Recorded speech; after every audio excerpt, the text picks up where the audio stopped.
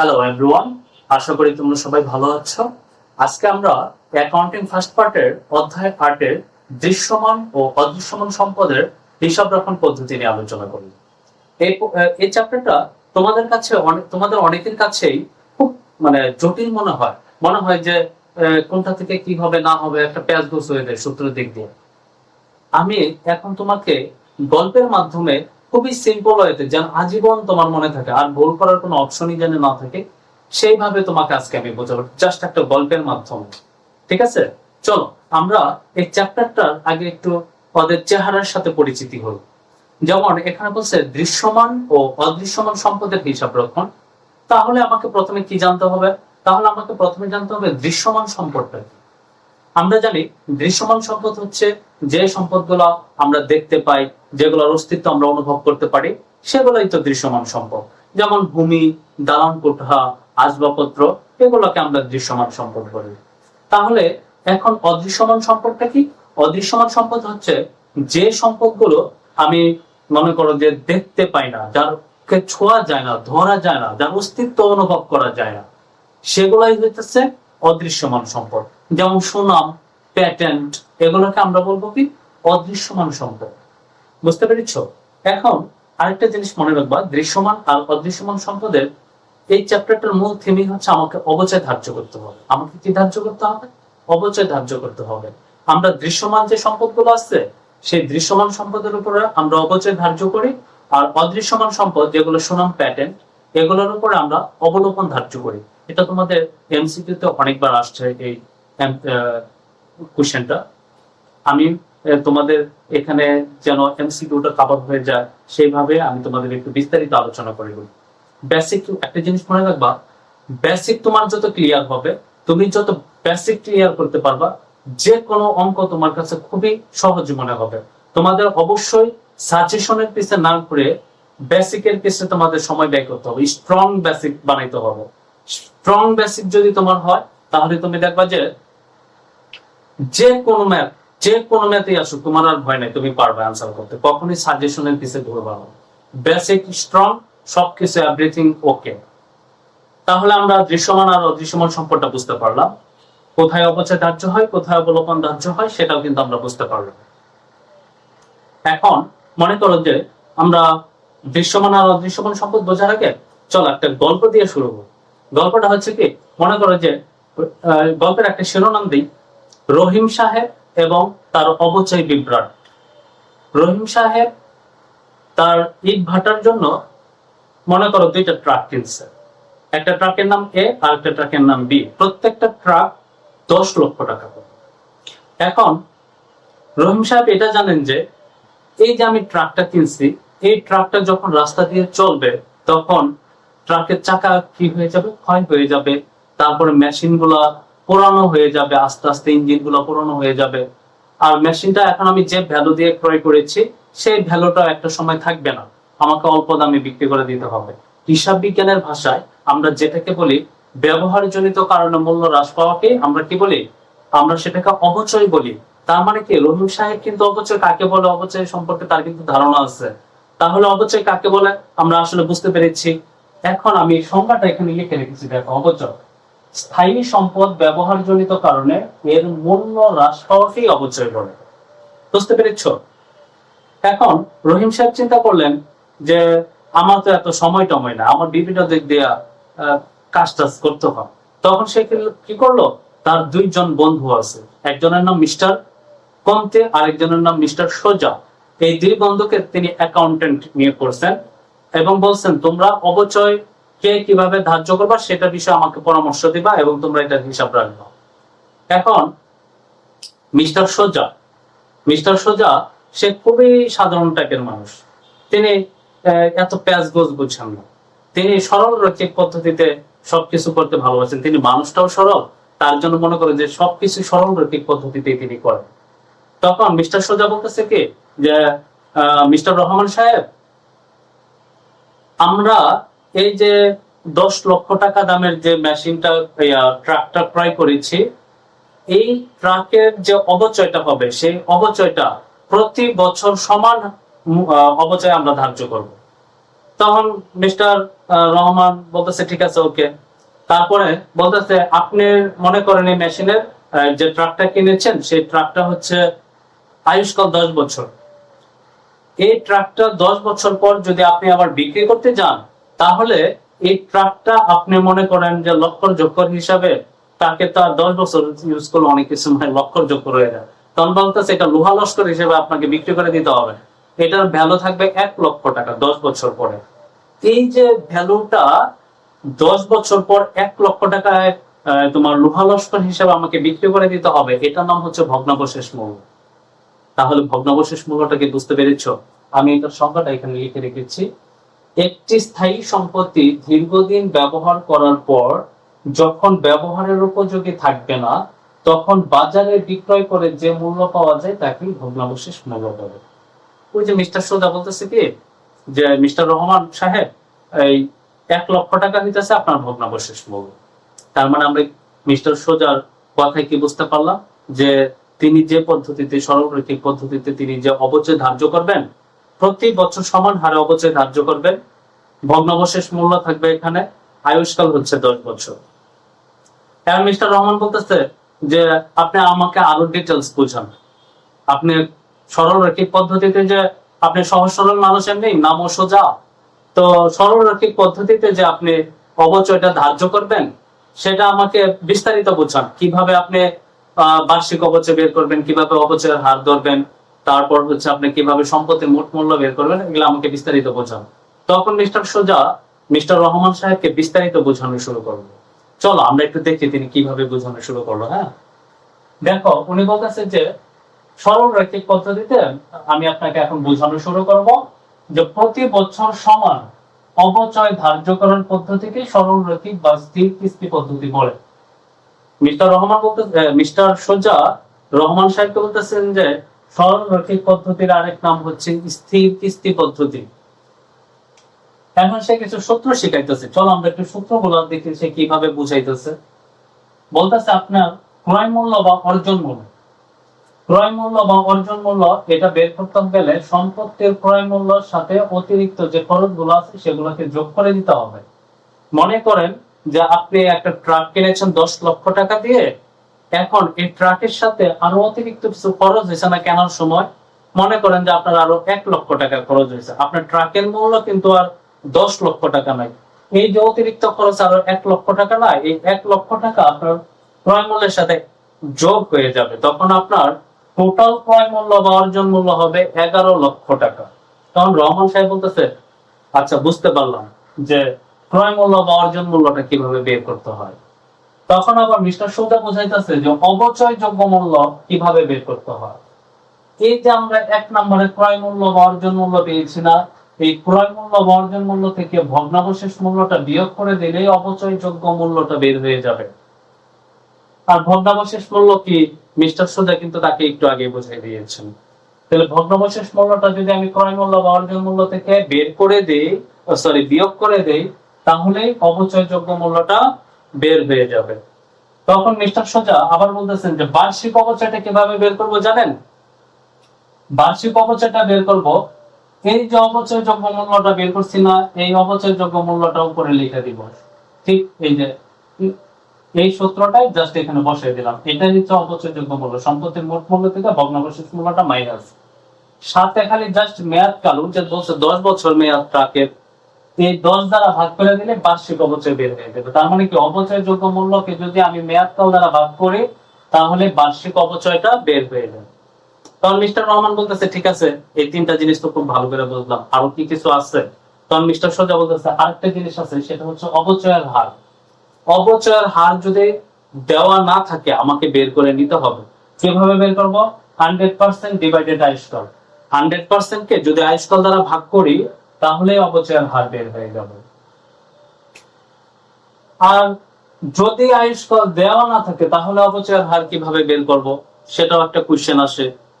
তখন অবচয়ের হার বের করব বার্ষিক অবচয়, এই যে 3 নাম্বার সূত্র আমরা পেয়েছিলাম, এই বার্ষিক অবচয়টা এখানে লিখবো, এটার সাথে এই যে 2 নম্বর সূত্র আমরা পেয়েছিলাম অবচয় যোগ্য মূল্য ডিভাইড করে দেব। ডিভাইড করে দেওয়ার পরে এটাকে 100 দ্বারা গুণ করলে আমার অবচয়ের হারটা বের হয়ে যাবে। তখন মিস্টার রহমান বলতেছে, ঠিক আছে বুঝতে পারলাম, খুবই সহজ একটা জিনিস, আপনি খুব সহজ পদ্ধতি আবিষ্কার করেছেন, আপনার নামও যেমন সহজ সোজা, আপনি বেরও করেছেন ঠিক সহজ একটা পদ্ধতিতে। তখন মিস্টার রহমান সাহেব কিন্তু অপচয় কি বুঝতে পারছেন, অপচয়ের হার কেমনে বের করতে হয়, বার্ষিক অপচয় কেমনে বের করতে হয়, সে কিন্তু সবগুলো সম্পর্কে বুঝতে পেরেছে। এখন অবচয় ধার্যের কয়েকটা পদ্ধতি আছে, অবচয় ধার্যের পদ্ধতি আছে টোটাল 4টা, আমি এখানে লিখে রেখেছি, আরো আছে।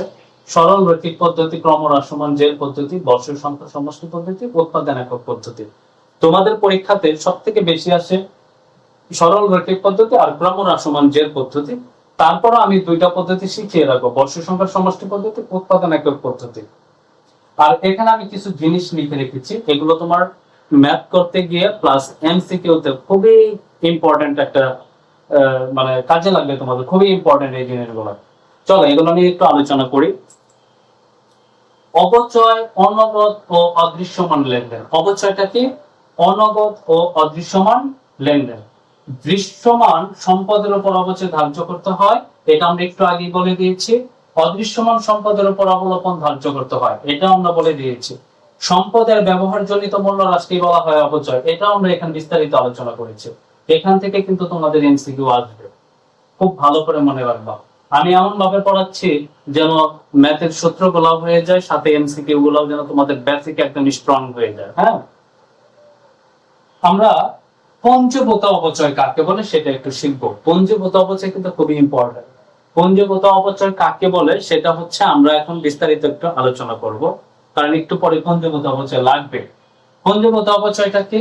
বিগত বছরের ধার্যকৃত মোট অপচয়ের সমষ্টিকে পঞ্জীভূত অপচয় বলে। বিগত বছরের যে অপচয়গুলো আছে সেটার সবগুলোর সমষ্টিকে পঞ্জীভূত অপচয় বলে।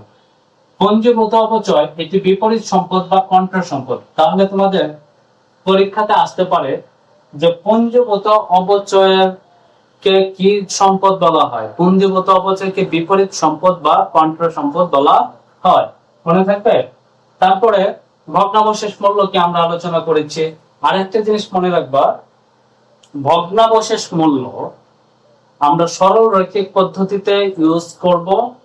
যেমন সরল রৈখিক পদ্ধতিতে আমরা ভগ্নাবশেষ মূল্যটা বাদ দিব, কিন্তু ক্রমহ্রাসমান জেল পদ্ধতিতে কিন্তু আমরা ভগ্নাবশেষ মূল্যটা কি করব না, বাদ দিব না। ক্রমহ্রাসমান জেল পদ্ধতিতে ভগ্নাবশেষ মূল্য আসবে না, আর সরল রৈখিক পদ্ধতিতে ভগ্নাবশেষ মূল্যটা আসবে। ওই যে মিস্টার রহমানকে বলতেছিল যে 10 বছর পর লক্ষ্য জক্কর হিসেবে আপনার এই ট্রাক লোহা লস্কর হিসেবে বিক্রি করে দিতে হইব 1 লক্ষ টাকায়।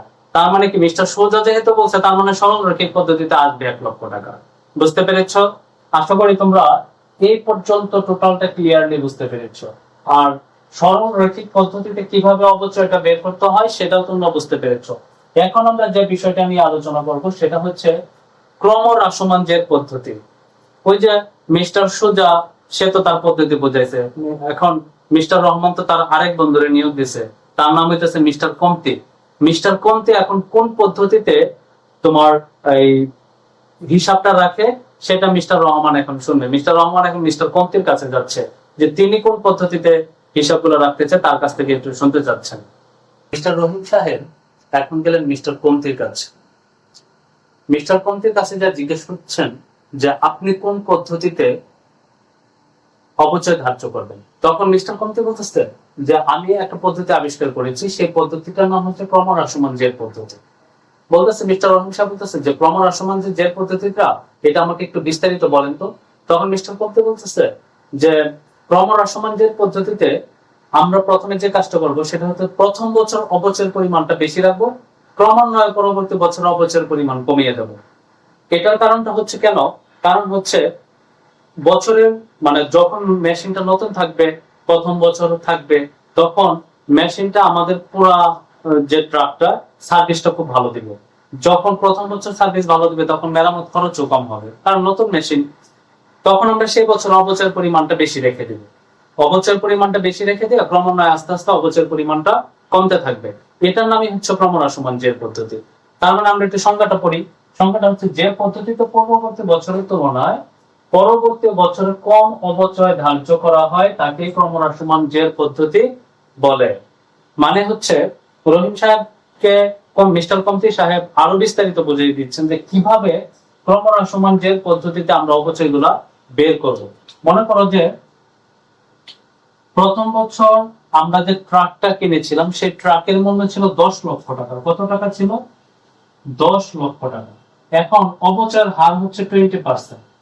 তাহলে 10 লক্ষ টাকা 20% হচ্ছে 2 লক্ষ টাকা। তাহলে প্রথম বছর অপচয় হচ্ছে কত টাকা? 2 লক্ষ টাকা। এখন দ্বিতীয় বছর আমার কিন্তু সম্পত্তির মূল্য আর 10 লক্ষ টাকা থাকবে না। 10 লক্ষ থেকে আমার এই যে অপচয় 2 লক্ষ টাকা আছে না, এই 10 লক্ষ থেকে 2 লক্ষ টাকা আমি কি করে দেব? মাইনাস করে দেব। 10 লক্ষ থেকে যদি আমি 2 লক্ষ টাকা মাইনাস করি, আমার সম্পত্তির মূল্য দাঁড়াবে কত টাকা জানো? 8 লক্ষ টাকা। এই 8 লক্ষ টাকার উপরে আমি 20% করব। এখন এই 8 লক্ষ টাকার উপরে যদি আমি 20% করি, তাহলে আমার অপচয় দাঁড়ায় হচ্ছে 1,60,000 টাকা। তখন মিস্টার কমতি সাহেব রহমান সাহেবকে বোঝাচ্ছেন, প্রথম বছর অপচয় দেখছেন 2 লক্ষ টাকা হয়েছে, দ্বিতীয় বছর কিন্তু আস্তে আস্তে কমতেছে। দ্বিতীয় বছর আমাদের অপচয় হলো 1,60,000 টাকা। তখন মিস্টার রহমান সাহেব জিনিসটা বুঝতে পেরেছেন। তিনি আরো কিছু সূত্র এই রহমান সাহেবকে বুঝাচ্ছেন। তিনি বলেছেন যে অপচয়টা আমরা কিভাবে বের করবো জানেন? সংশ্লিষ্ট বছরের শুরুতে যে বই মূল্যটা থাকবে সেটার সাথে অপচয়ের হারটাকে গুণ করে দিলেই আমার অপচয়টা বের হয়ে যাবে। তখন রহিম সাহেব বলতেছেন যে বই মূল্যটা আবার কি, এটা একটু বুঝিয়ে দেন তো। তখন বই মূল্য বা যে লিখিত মূল্য, সেটা উনি বলতেছেন বই মূল্য আর এক নামই হচ্ছে লিখিত মূল্য। সেটা আমরা কিভাবে বের করবো জানেন? ক্রয় মূল্য থেকে পঞ্জীগত অপচয়টাকে বিয়োগ করে দিব। ক্রয় মূল্য ধরো 10 লক্ষ টাকা তার আছে, এখন পঞ্জীগত অপচয় ধরলাম 5 লক্ষ টাকা। তাহলে 10 লক্ষ থেকে 5 লক্ষ টাকা মাইনাস করে দেওয়ার পরে যে টাকাটা থাকবে সেটাই হচ্ছে বই মূল্য বা লিখিত মূল্য। তখন রহিম সাহেব বুঝতে পারলেন পঞ্জীগত অপচয় কি, সেটা কিন্তু আমরা মিস্টার সোজা এখানে বুঝে নিয়েছি যে পঞ্জীগত অপচয়টাকে। তারপর আমি একটু আলোচনা করছি যে পঞ্জীগত অপচয়টা কি। বিগত বছরের ধার্যকৃত মোট অপচয়ের সমষ্টিকে পঞ্জীগত অপচয় বলে। বিগত বছরের যে ধার্যকৃত মানে অনেকগুলো অপচয়ের সমষ্টি, মনে করো প্রথম, দ্বিতীয়, তৃতীয়, এই 3 বছরের অপচয়ের সমষ্টিটাই হইতেছে পঞ্জীভূত অপচয়। সেই অপচয়টা মাইনাস করে দিলে ক্রয় মূল্য থেকে আমার বই মূল্য বা লিখিত মূল্যটা বের হয়ে যাবে। এখন অপচয়ের হারটা কিভাবে বের করব? অপচয়ের হারটা মিস্টার সোজা যে সরল রৈখিক পদ্ধতিতে অপচয়ের হারটা বের করেছিল না, ঠিক সেম ভাবেই অপচয়ের হারটা আমরা ক্রমহ্রাসমান জের পদ্ধতিতে মিস্টার কমতি সাহেব যে ক্রমহ্রাসমান জের পদ্ধতি বের করেছেন, সেটা তো আমরা সেম জিনিসটা রেখে দেবো। অপচয়ের হার 100% ডিভাইডেড আই স্কয়ার। তার মানে সরল রৈখিক পদ্ধতিতে অপচয়ের হার 100% ডিভাইডেড আই স্কয়ার, ক্রমহ্রাসমান জের পদ্ধতিতেও অপচয়ের হার 100% ডিভাইডেড আই স্কয়ার। জাস্ট পার্থক্যটা কোথায়? ডিফারেন্সটা হচ্ছে ক্রমহ্রাসমান জের পদ্ধতিতে গুণ 2 হবে, আর ক্রমহ্রাসমান জের পদ্ধতিতে গুণ 2 হওয়ার কারণে এটা আরেক নাম হয়ে গেছে দ্বৈত ক্রমহ্রাসমান পদ্ধতি। বুঝতে পেরেছো? তাহলে ক্রমহ্রাসমান জের পদ্ধতিতে কিভাবে অপচয় ধার্য করতে হয় এবং সরল রৈখিক পদ্ধতিতে কিভাবে অপচয় ধার্য করতে হয় সেটা কিন্তু আমরা ভালোভাবে বুঝতে পেরেছি। এখন আমি তোমাদের যে জিনিসটা শিখাবো সেটা হচ্ছে জাবেদা কিভাবে নির্ণয় করতে হয়। তোমাদের একটা জিনিস বলে রাখি, জাবেদার ক্ষেত্রে এই দৃশ্যমান ও অদৃশ্যমান সম্পদের হিসাব রক্ষণ যে অধ্যায়টা, এখানে জাবেদা অনলি 5টা জাবেদা করলেই তোমার এই চ্যাপ্টার থেকে জাবেদা আর করতে হবে না। 5টা জাবেদা তুমি যদি খুব ভালো করে কমপ্লিট করতে পারো, মুখস্থ করে ফেলবে, তাহলে কি হবে? এই 5টা জাবেদার বাইরে এখানে আর অন্য কোনো জাবেদাই নেই। এখন আরেকটা জিনিস মনে রাখবা, এখানে যে প্রথম যে 3টা জাবেদা, প্রথম 3টা জাবেদা হইতেছে বাধ্যতামূলক, তোমাকে দিতেই হবে। আর পরবর্তী যে 2টা জাবেদা, পরবর্তী 2টা জাবেদা এটা হচ্ছে তোমার যদি প্রশ্ন বলা থাকে তাহলে আমরা দিব, আদারওয়াইজ দিব না। এখন প্রথম যে 3টা জাবেদা, প্রথম 3টা জাবেদাতে একটা প্রথম নাম্বার হচ্ছে সম্পত্তি ক্রয়ের জন্য একটা জাবেদা দিব, 2 নাম্বার হচ্ছে অপচয়ের জন্য একটা জাবেদা দিব, 3 নাম্বার হচ্ছে অপচয় বন্ধের জন্য একটা জাবেদা দিব। সম্পত্তি লাভে বিক্রয় করলে তার জন্য একটা জাবেদা দিব এবং সম্পত্তি ক্ষতিতে বিক্রয় করলে তার জন্য একটা জাবেদা দিব। এই হলো টোটাল 5টা জাবেদা। এখন আমরা একটু জাবেদাগুলো নিয়ে বিস্তারিত আলোচনা করব। দেখো, আমি প্রথমে 1 নম্বর যে জাবেদা সেটা আমি লিখে রেখেছি, যখন সম্পত্তি ক্রয় করা হয়। কি লিখেছি? যখন সম্পত্তি ক্রয় করা হয়, সেটার জন্য জাবেদা হচ্ছে যে সম্পত্তিটা কিনবো সেটা যদি দালান কোঠা হয় তাহলে দালান কোঠা হিসাব ডেবিট, সেটা যদি তোমার আসবাবপত্র হয় আসবাবপত্র হিসাব ডেবিট, ব্যাংকও দিতে পারি অথবা নগদান হিসাব ক্রেডিট। আমরা সাধারণত বড় বড় যে মেশিন ক্রয় করি বা যাই ক্রয় করি সেগুলো সাধারণত ব্যাংকে লেনদেন করে, এখানে ব্যাংক দেওয়াটাই অ্যাপ্রোপ্রিয়েট হবে। ব্যাংক হিসাব ক্রেডিট। যখন অবচয় ধার্য করা হয়, অবচয় ধার্য করলে তার জন্য একটা জাবেদা আছে, সেই জাবেদাটা হচ্ছে অবচয় হিসাব ডেবিট, পুঞ্জীভূত অবচয় হিসাব ক্রেডিট। অবচয় যখন আমরা ধার্য করব তখন অবচয় হিসাব ডেবিট করে দেব, আর পুঞ্জীভূত অবচয়টা ক্রেডিট করে দেব। অবচয় হচ্ছে ব্যয়, অনগদ ব্যয়, মনে রাখবে এটা। আর ব্যয় সবসময় আমরা জানি ডেবিট হয়, আর পুঞ্জীভূত অবচয় হিসাব সবসময় ক্রেডিট হবে। অবচয় বন্ধের জন্য জাবেদা হচ্ছে আয় সারাংশ হিসাব ডেবিট, অবচয় হিসাব ক্রেডিট। আয় সারাংশ হিসাব ডেবিট, অবচয় হিসাব ক্রেডিট। যখন আমরা কোনো খরচ বন্ধ করব, যে খরচটা বন্ধ করব সেই খরচটা ক্রেডিট হয়ে যাবে। কি হয়ে যাবে? ক্রেডিট। এই যে দেখো তুমি এখানে অবচয় হিসাব ডেবিট ছিল, যখন আমি অবচয়টা বন্ধ করে দিচ্ছি অবচয় হিসাবটা ক্রেডিট হয়ে গেছে। আর যে কোনো খরচ বন্ধের জন্য আমরা আয় সারাংশ হিসাব ডেবিট করে দেব। এই তিনটা জাবেদা হচ্ছে তোমার মাস্ট বি দিতেই হবে, এটা বাধ্যতামূলক। বাকি থাকে কয়টা জাবেদা? আর 2টা জাবেদা থাকে। 4 নম্বর যে জাবেদাটা সেটা হচ্ছে সম্পত্তি লাভে বিক্রয় করলে কি হবে, সম্পত্তি ক্ষতিতে বিক্রয় করলে কি হবে। যদি সম্পত্তি লাভে বিক্রয় করি সেটার জাবেদা হবে কি, সেটা জানার আগে আমি তোমাকে একটা জাস্ট এক্সাম্পল দিব। এক্সাম্পল দেওয়ার পরে তারপরে 2টা জাবেদা একটু বুঝিয়ে দেবো, তাহলে তোমার কাছে জিনিসটা একদম ক্রিস্টাল ক্লিয়ার হয়ে যাবে।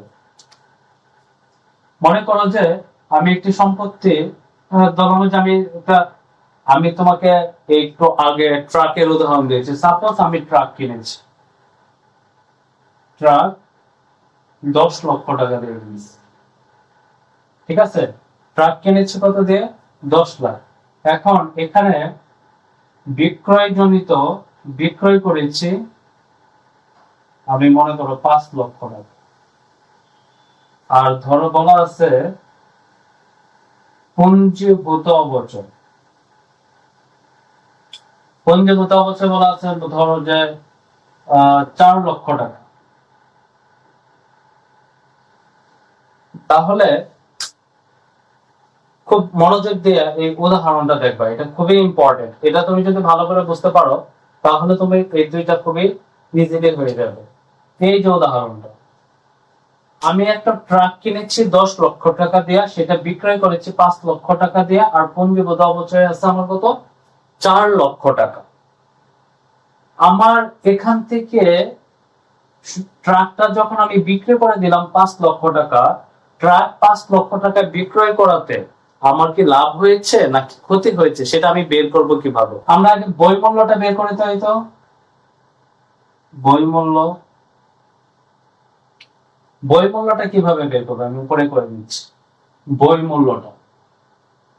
মূল্য বের করবো আমরা হচ্ছে সম্পত্তির দাম কত ছিল? 10 লক্ষ টাকা। আমি এখানে কত লিখলাম? 10 লক্ষ টাকা লিখলাম। বাদ পুঞ্জীভূত অবচয়, বাদ কি? পুঞ্জীভূত অবচয় কত টাকা? 4 লক্ষ টাকা। তাহলে 10 লক্ষ থেকে 4 লাখ মাইনাস করে দিলে থাকে 6 লক্ষ টাকা। তাহলে আমার পুস্তক মূল্য, এখানে বই মূল্য না, এটা হলো আমার ট্রাক সম্পদটা। ট্রাক কিনেছি 10 লাখ টাকা দিয়া, মাইনাস করছি পুঞ্জীভূত অবচয় কত টাকা? 4 লক্ষ টাকা। পুস্তক মূল্য কত টাকা তাহলে, বা বই মূল্য 6 লক্ষ টাকা।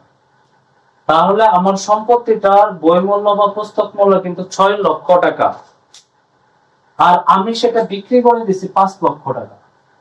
আমি বিক্রি করে দিছি কত? 5 লক্ষ টাকা। তাহলে কি আমার লাভ হয়েছে নাকি ক্ষতি হয়েছে? আমার তো কি নাই 6 লক্ষ টাকা, আর আমি বিক্রি করে দিছি 5 লক্ষ টাকা। তাহলে আমার ক্ষতি হয়েছে। এটা কি হয়েছে?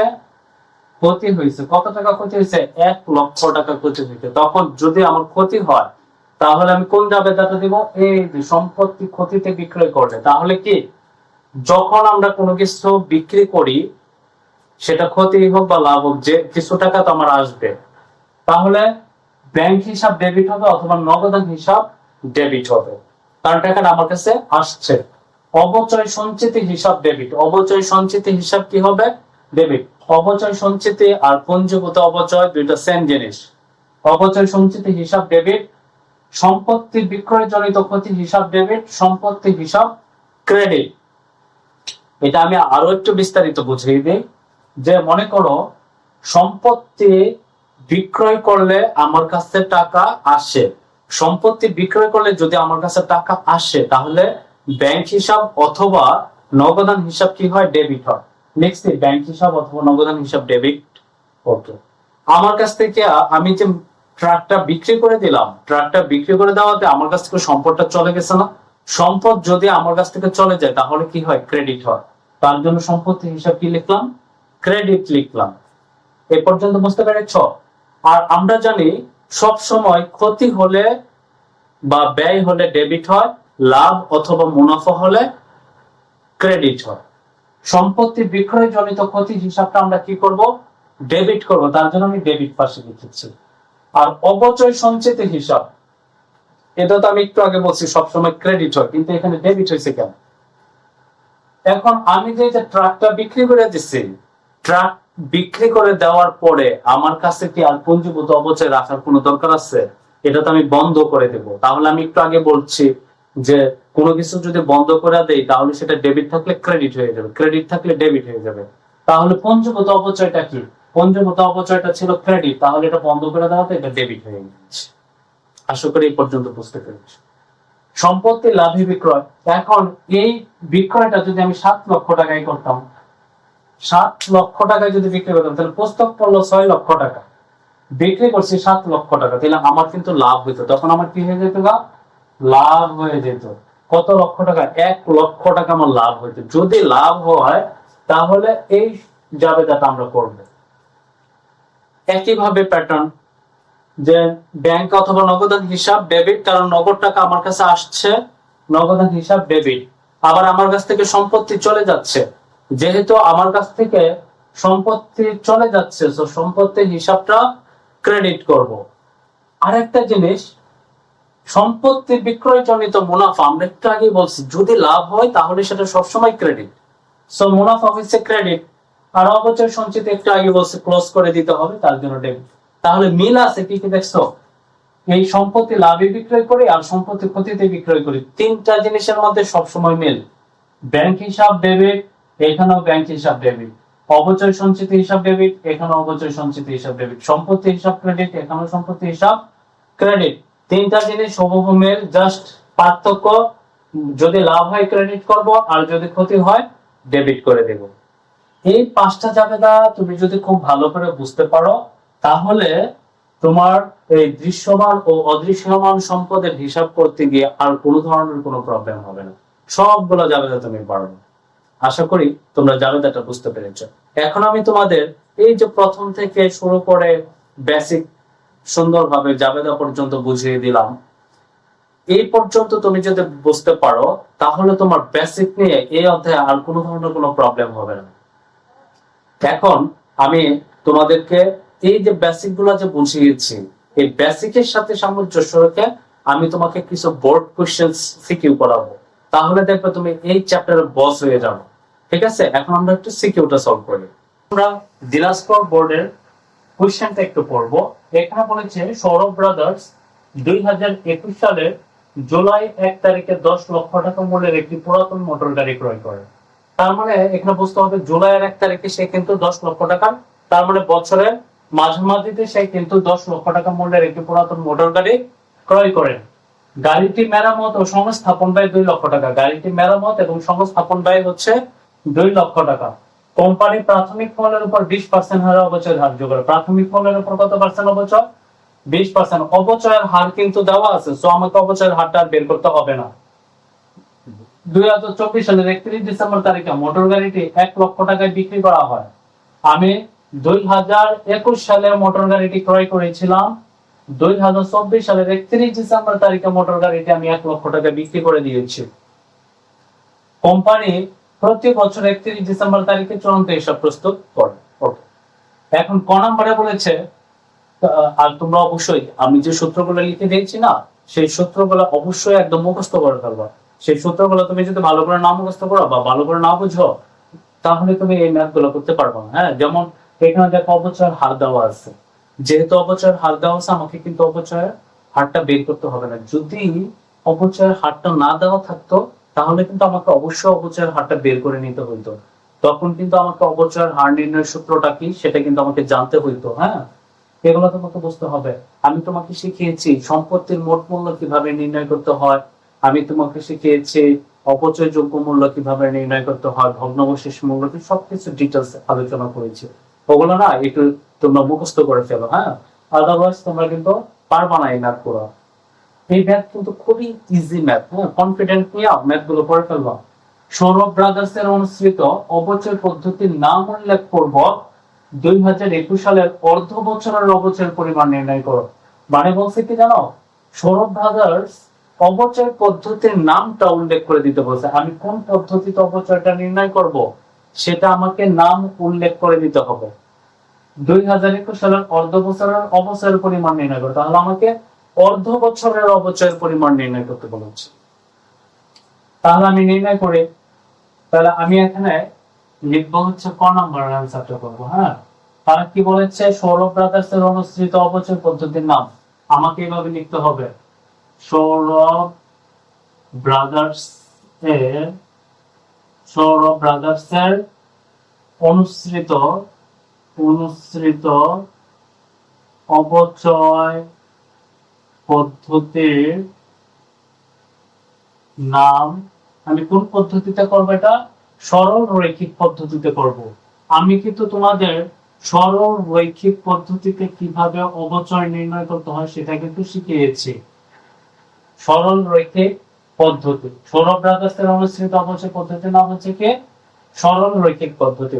তোমাদের অবশ্যই মনে আছে সরল রৈখিক পদ্ধতিতে কিভাবে অপচয় নির্ণয় করতে হয়, ক্রমহ্রাস সূচকের পদ্ধতিতে আমি কিন্তু গল্পের মাধ্যমে এগুলো বুঝিয়ে দিয়েছি। হ্যাঁ, আশা করি তোমাদের এগুলা বুঝতে প্রবলেম হয়নি, তোমরা অবশ্যই মুখস্থ করে নিও। হ্যাঁ, এখন আমরা সৌরভ ব্রাদার্স এর অনুসৃত অপচয় পদ্ধতির নাম, সৌরভ ব্রাদার্স এর অনুসৃত অপচয় পদ্ধতির নাম হচ্ছে সরল রৈখিক পদ্ধতি। এখন আমাকে বলছে 2021 সালের অর্ধ বছর অপচয়ের পরিমাণ নির্ণয় করো। সো আমাকে এখানে কি নির্ণয় করতে হবে? অপচয়ের পরিমাণ। আমাকে কি নির্ণয় করতে হবে? অপচয়ের পরিমাণ নির্ণয় করতে হবে। তাহলে অপচয়ের পরিমাণ আমি কিভাবে নির্ণয় করব? অপচয়ের পরিমাণ আমাকে নির্ণয় করতে হবে হচ্ছে, এই যে আমি 2021 সালের জুলাই মাসের 1 তারিখে 10 লক্ষ টাকা মূল্যের একটা পুরাতন মোটর গাড়ি ক্রয় করেছি। এই ক্রয় যে 10 লক্ষ টাকার ক্রয় মূল্য সেটা আমাকে প্রথমে আনতে হবে। আর অপচয় বের করার সূত্রটা কি? অপচয় বের করার সূত্রটা হচ্ছে অপচয় যোগ্য মূল্য ইনটু অপচয়ের হার। অপচয়ের হার। এখন অপচয় যোগ্য মূল্য কিভাবে বের করতে হয় সেটা তো অবশ্যই তোমাদের মনে আছে। তারপর আমি একটু তোমাকে ব্যাখ্যা করে বুঝিয়ে দিচ্ছি। আমরা শিখেছিলাম সম্পত্তি মোট মূল্য মাইনাস ভগ্নাবশেষ মূল্য। সম্পত্তির মোট মূল্য মাইনাস ভগ্নাবশেষ মূল্য। তাহলে আমাদের যে টাকাটা বের হবে সেটাই হচ্ছে অপচয়যোগ্য মূল্য। অপচয়যোগ্য মূল্য। এখন সম্পত্তির মোট মূল্য মাইনাস ভগ্নাবশেষ মূল্য। সম্পত্তির মোট মূল্য কিভাবে নির্ণয় করতে হয় মনে আছে তোমাদের? সম্পত্তির মোট মূল্য নির্ণয় করতে হয় এই যে ক্রয় মূল্যটা যা আছে, ক্রয় মূল্যের সাথে আমাকে অতিরিক্ত যে খরচগুলো আছে সেগুলো যোগ করে দিলে আমার সম্পত্তির মোট মূল্যটা বের হয়ে যাবে। তাহলে এখানে ক্রয় মূল্যটা কত দেখো তো, 10 লক্ষ টাকা। কত টাকা? 10 লক্ষ টাকা। অতিরিক্ত খরচ এখানে দেখো তো অতিরিক্ত খরচ আছে কিনা? আছে। গাড়িটির মেরামত ও সংস্থাপন ব্যয় 2 লক্ষ টাকা। তাহলে এখানে আমাকে সংস্থাপন ব্যয় কত টাকা? 2 লক্ষ টাকা। তাহলে আমার টোটাল সম্পত্তির মোট মূল্য হচ্ছে 12 লক্ষ টাকা। আমি কি সম্পত্তির মোট মূল্য পেয়েছি 12 লক্ষ টাকা, ভগ্নাবশেষ মূল্য এখান থেকে এখন মাইনাস করে দিতে হবে। ভগ্নাবশেষ মূল্য আমরা অঙ্কটা পড়ে দেখলাম যে এখানে নেই, যেহেতু ভগ্নাবশেষ মূল্য নেই সো জিরো, তার মানে আমার অবচয় যোগ্য মূল্য কত টাকা, 12 লক্ষ টাকা। বুঝতে পেরেছো? সো আমি এখানে লিখবো অবচয় যোগ্য মূল্য হচ্ছে কত টাকা, 12 লক্ষ টাকা। তোমরা এটা দেখাই দিবা, ঠিক আছে? আমি আর দেখাইলাম না। এখানে অবচয়ের হার আমার বের করার দরকার নাই, কারণ অবচয়ের হার হচ্ছে 20%, এটা অলরেডি বলা আছে। এখন আরেকটা জিনিস তোমরা মাথায় রাখবা, সেটা হচ্ছে তারা কিন্তু অর্ধ বছরের অবচয় চাইছে। আমি যদি 12 লক্ষকে 20% করি, 12 × 24, 2,40,000 টাকা আসবে। কত টাকা আসবে? 2,40,000 টাকা। 12,000-এর 20%। আর এই যে 2,40,000 টাকা, এটা 2021 সালের পুরা বছরের অবচয়। কিন্তু আমার কি 2021 সালের পুরা বছরের অবচয় তারা চেয়েছে? তারা বলেছে যে অর্ধ বছরের অবচয়। যেহেতু অর্ধ বছর বলেছে, সো আমাকে এটা 6 দ্বারা গুণ করতে হবে, 12 দ্বারা ভাগ করতে হবে, তাহলে সেটা অর্ধ বছরের হবে। এটা থেকে এটা যদি আমরা ক্যালকুলেট করি হয় 2,40,000 টাকা। এটা গুণ 6 দ্বারা গুণ 12 দ্বারা ভাগ করা হয় 1,20,000 টাকা। এই 1,20,000 টাকাই হচ্ছে আমার ক নাম্বারের অবচয়ের পরিমাণ। এই পর্যন্ত কি তোমরা বুঝতে পেরেছো? যদি না বুঝতে পারো তাহলে অবশ্যই আমাকে কমেন্টসে বলবা, আমি আবার রিপিট করে দেবো, তোমাদের এগুলো বুঝিয়ে দেবো। অবচয় যোগ্য মূল্য ইনটু অবচয়ের হার। দেখছো অবচয়ের পরিমাণটা কিভাবে বের করতে হয়েছে, 12 লক্ষ টাকা আমরা কোথায় কিভাবে পেয়েছি। এখন আমি তোমাদের যেটা বুঝাবো সেটা হচ্ছে খ নাম্বার কোশ্চেনটা। খ নাম্বারে বলেছে 2023 ও 2024 সালের জাবেদা দাখিলা করো। 2023 ও 2024 সালের, আমার কিন্তু মোটর গাড়িটা কিনেছি 2021 সালে, আর আমার জাবেদা চাইছে 23 সাল 24 সাল। তার মানে আমার এখানে 2021 সালে আমি মোটর গাড়ি কিনছি, 2021 সালের জাবেদা আমার চাই নাই, আমি 2021 সালের জাবেদা দিব না। 2022 সালেরও জাবেদা আমি এখানে দিব না, কারণ প্রশ্ন আমার চাইনি। প্রশ্নে আমার চেয়েছে 2023 ও 2024 সালের জাবেদা। আমি 2023 আর 2024 সালের জাবেদাটা এখন করব। আমরা এখন 2023 ও 2024 সালের জাবেদাটা কমপ্লিট করব। আমি জাবেদাটা এখানে ছকটা করে রেখেছি, তোমরা তো সবাই জাবেদার ছকটা পারো। প্রথমে তারিখ, বিবরণ, খতিয়ান, পৃষ্ঠা, ডেবিট টাকা, ক্রেডিট টাকা, সৌরভ ব্রাদার সাধারণ জাবেদা। 2023 সালে আমি তোমাদের জাবেদাতে শিখিয়েছিলাম, কি শিখিয়েছিলাম, যে অবশ্যই আমাদের প্রথম যে 3টা জাবেদা, সেই 3টা জাবেদা আমাদের বাধ্যতামূলক দিতে হবে। তারপরে যদি বিক্রয় করে যদি ক্ষতি হয় তাহলে ক্ষতির জাবেদা দিব, আবার সম্পত্তি বিক্রয় করে যদি লাভ হয় তাহলে আমরা লাভের জাবেদাটা দিব। চলো এখন আমরা জাবেদাটা কমপ্লিট করি। হ্যাঁ, এখানে বলেছে 2023 ও 2024 সালের জাবেদা লিখো। 2023 সাল ও 2024 সালের জাবেদা করতে বলেছে। আমরা অঙ্কটা শুরু হয়েছে 2021 সালে। 2021 সালের জুলাইয়ের 1 তারিখে 10 লক্ষ টাকার একটা মূল্যের পুরাতন মোটর গাড়ি ক্রয় করেছি। কিন্তু প্রশ্নে আমাকে বলেছে 2023 ও 2024 সালের জাবেদা লেখার জন্য। তাহলে আমরা কি করতে পারি, 2021 2022 এই দুইটা ডেট আমাদের, দুইটা ইয়ার আমাদের কি করতে হবে, বাদ দিয়ে দিতে হবে। শুধু 2023 আর 2024 সালে জাবেদা করতে হবে, প্রশ্নে যা চাবে সেটাই দিতে হবে। তোমাদের 23 আর 24 এর জাবেদা করার আগে আমি ইম্পর্টেন্ট দুইটা কথা বলে নিই। সেটা হচ্ছে আমি তোমাদের যখন জাবেদা করিয়েছি, জাবেদা করানোর সময় বলে, জাবেদার যখন নিয়মগুলো পড়িয়েছি তখন বলেছিলাম কি, যে আমাদের মাস্ট বি 3টা জাবেদা বাধ্যতামূলক দিতে হয়। একটা সম্পত্তি ক্রয়ের জাবেদা, একটা অবচয় ধার্যের জাবেদা, আর একটা অবচয় বন্ধ করার জাবেদা। এখন 2023 সালে তো আমি সম্পত্তি ক্রয় করি নাই, তার জন্য 2023 সালে সম্পত্তি ক্রয়ের জাবেদাটা আসবে না। 2024 সালে আমি সম্পত্তি ক্রয় করি নাই, তার জন্য 2024 সালের সম্পত্তি ক্রয়ের জাবেদাটা আসবে না। যদি বলতো 2021 সালের জাবেদা দাও, তখন আমি 2021 সালে সম্পত্তি ক্রয় করেছি, তাহলে সম্পত্তি ক্রয়ের জাবেদাটা আসতো। 2022, 2023, 2024 আরো যদি কোনো ইয়ার থাকতো, কোনোটারই সম্পত্তি ক্রয়ের জাবেদা আসতো না। বুঝতে পেরেছেন পর্যন্ত? তার জন্য আমরা 2023 আর 2024 এর সম্পত্তি ক্রয়ের জাবেদাটা আমরা কি করব না, দেব না। তাহলে শুধু কোন জাবেদাটা হবে, দুইটা জাবেদা হবে, একটা অবচয় ধার্যের জাবেদা আর একটা অবচয় বন্ধ করার জাবেদা।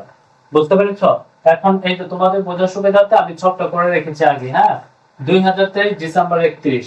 তাহলে 2023 সালে যেহেতু আমি কোনো সম্পত্তি ক্রয় করি নাই, তো সম্পত্তি ক্রয়ের জাবেদা আসবে না। আমি শুধু অবচয় তোমার ধার্যের জাবেদাটা দিব। অবচয় ধার্যের জাবেদাকে আমরা নিয়মে পড়াইছি, অবচয় হিসাব ডেবিট, হিসাব ডেবিট, আর হচ্ছে পুঞ্জীভূত অবচয় হিসাব ক্রেডিট। অবচয় হিসাব ডেবিট আর পুঞ্জীভূত অবচয় হিসাব ক্রেডিট। এখন প্রশ্ন আসছে যে এখানে কত টাকা হবে, সেটা একটা প্রশ্ন না, অবচয় কত টাকা। আমরা কিন্তু ক নম্বরে 2021 সালে যখন অবচয়ের পরিমাণটা নির্ণয় করেছিলাম, সেখানে আমরা 1,20,000 টাকা অবচয় পেয়েছিলাম, কারণ এটা ছিল অর্ধ বছরের। কিন্তু যেহেতু একটা সরল রৈখিক পদ্ধতিতে, তাহলে 2022, 2023, 2024 এই তিনটা ইয়ারের জাবেদা কিন্তু আমি ফুল ইয়ারের তিনটা ইয়ারের অবচয় কিন্তু এখন আমরা বের করি নাই। সো আমরা যেহেতু অর্ধ বছরেরটা বের করেছিলাম, তাহলে আমরা অবচয়টা বের করব কিভাবে। আমি বলেছিলাম যে অবচয় যোগ্য মূল্যকে যদি আমি অবচয়ের হার দ্বারা পার্সেন্টেজ করি, মানে গুণ করি, তাহলে কি হয়ে যাবে, অবচয়ের পরিমাণটা বের হয়ে যাবে। তাহলে আমার টোটাল সম্পত্তি ক্রয় কত টাকা আমরা পেয়েছিলাম, 10 লাখ, আর হচ্ছে মেরামত সংস্থাপন ব্যয় বাবদ 2 লাখ। টোটাল সম্পত্তির মোট মূল্য হচ্ছে সম্পত্তির মোট মূল্য কত, 12 লক্ষ টাকা। কত টাকা, সম্পত্তির মোট মূল্য হচ্ছে 12 লক্ষ টাকা। এটার সাথে আমরা ভগ্নাবশেষ মূল্যটা মাইনাস করে দেই, তাহলে অবচয়যোগ্য মূল্যটা বের হয়। যেহেতু এখানে ভগ্নাবশেষ মূল্য নেই, তার জন্য আমরা এখানে ভগ্নাবশেষ মূল্যটাকে মাইনাস করলাম না। তার জন্য সম্পত্তির মোট মূল্যের উপরে আমাকে কি করতে হবে, অবচয় হার আছে 20%, এটাকে ক্যালকুলেট করতে হবে। এই যে অবচয়ের হার হচ্ছে 20%। আমরা যদি 12 লক্ষকে 20% করি, 2,40,000 টাকা হয়। এটা হচ্ছে 2023 সালের বার্ষিক অবচয় আমি বের করলাম। এটা হচ্ছে বার্ষিক অবচয়। আমরা জানি মিস্টার সোজা সরল রৈখিক পদ্ধতিতে আবিষ্কার করেছিলেন যে প্রতি বছর অবচয়ের পরিমাণটা সমান হবে। সো 2023 সালে যদি 2,40,000 হয়, আমরা জানি সরল রৈখিক পদ্ধতিতে 2024 সালে 2,40,000 হবে, 2022 সালে 2,40,000 হবে, 2021 সালে 2,40,000 হইতো যদি অর্ধ বছর বলা না থাকতো, আর জুলাই মাসের 1 তারিখে যদি সম্পত্তিটা ক্রয় না করতো। আশা করি তোমরা বুঝতে পেরেছো। তার মানে আমি কিন্তু 2023 সালের টোটাল অবচয়টা বের করে ফেলেছি 2,40,000 টাকা। এখানে আমি লিখবো কত, 2,40,000 টাকা। আর এখানে দিবা যে অবচয় ধার্য করা হলো, ব্যাখ্যাটা আমিও ব্যাখ্যাটা লিখলাম না, হ্যাঁ।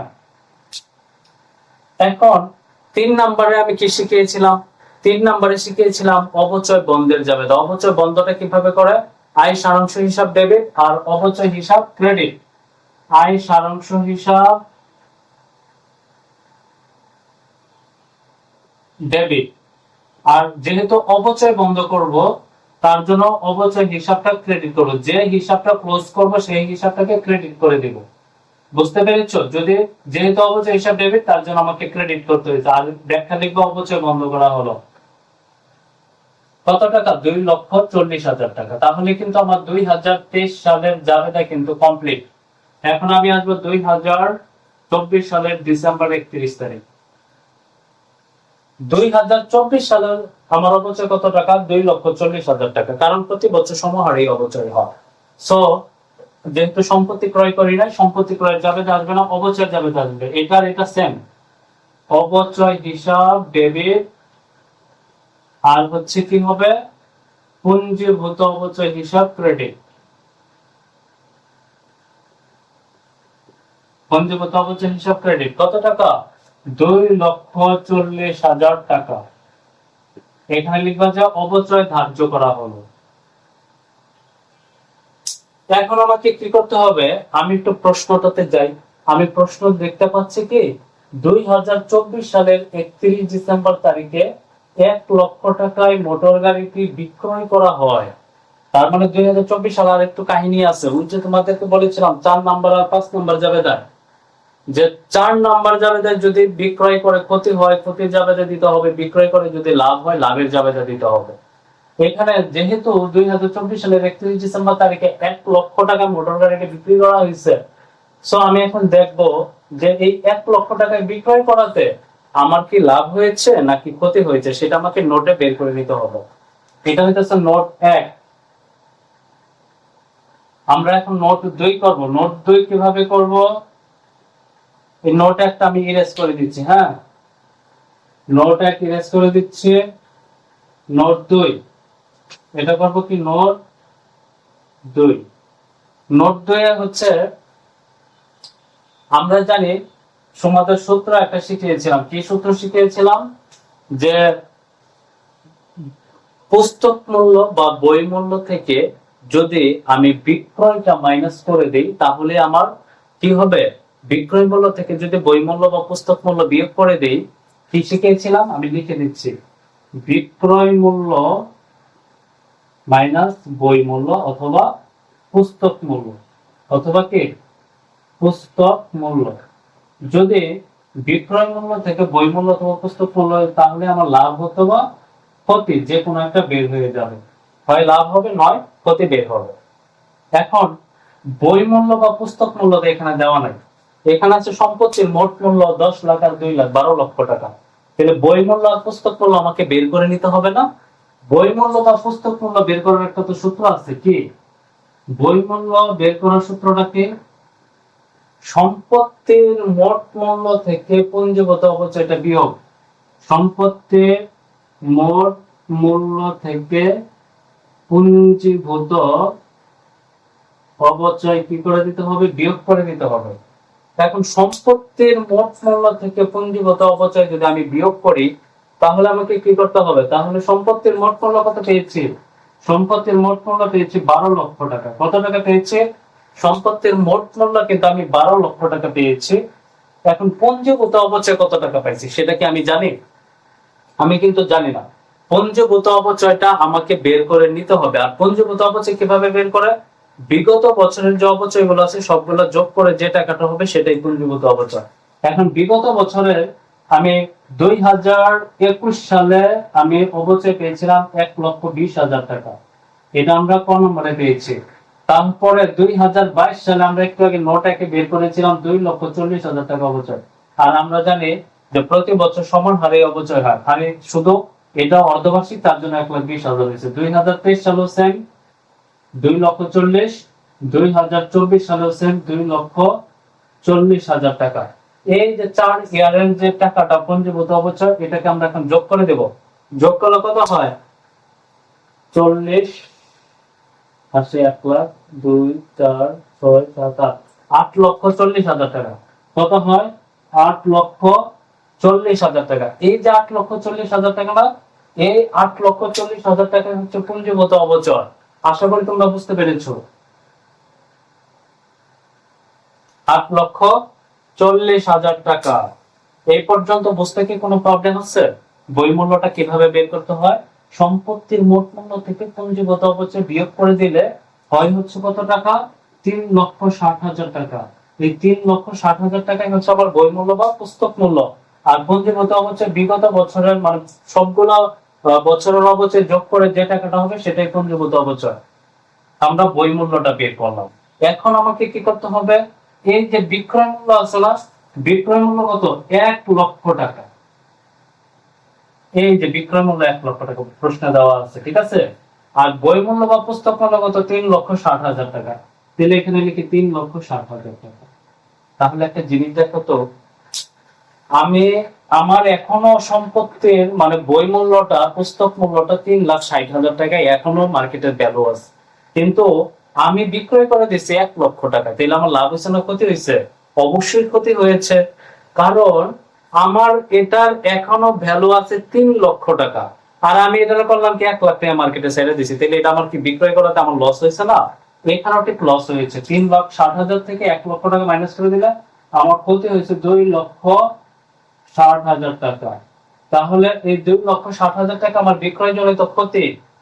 এটা তাহলে কি এই যে নোট 2 এটা তোমরা অবশ্যই প্রশ্নের মধ্যে ক্যালকুলেশন করে দেখাই দিবা, মানে প্রশ্ন না সরি, এই উত্তরপত্রে ক্যালকুলেশন করে অবশ্যই দেখিয়ে দিতে হবে। হ্যাঁ, কিভাবে এই 2,60,000 টাকায় আসলো। আশা করি তোমরা এই নোটটা বুঝতে পেরেছো। তারপরে যদি কেউ না বুঝতে পারো অবশ্যই আমাকে কমেন্ট সেকশনে জানাবা, আমি আবার বুঝিয়ে দিব। 2024 সাল, তাহলে যেহেতু আমার ক্ষতি হয়েছে, ক্ষতির জায়গায় দিতে হবে না। এখন বিক্রি করছি আমি 1,00,000 টাকা, বিক্রয় করলে নগদ টাকা আমার কাছে আসে, তার জন্য নগদান হিসাব ডেবিট। তার জন্য আমি কি লিখবো? নগদান হিসাব ডেবিট। এখানে একটা জিনিস দেখো, আমি যে মোটর গাড়িটা 1,00,000 টাকা বিক্রি করে দিচ্ছি, সম্পত্তি কিন্তু আমার চলে গেছে। সম্পত্তি যদি চলে যায়, সম্পত্তি হিসাব ক্রেডিট।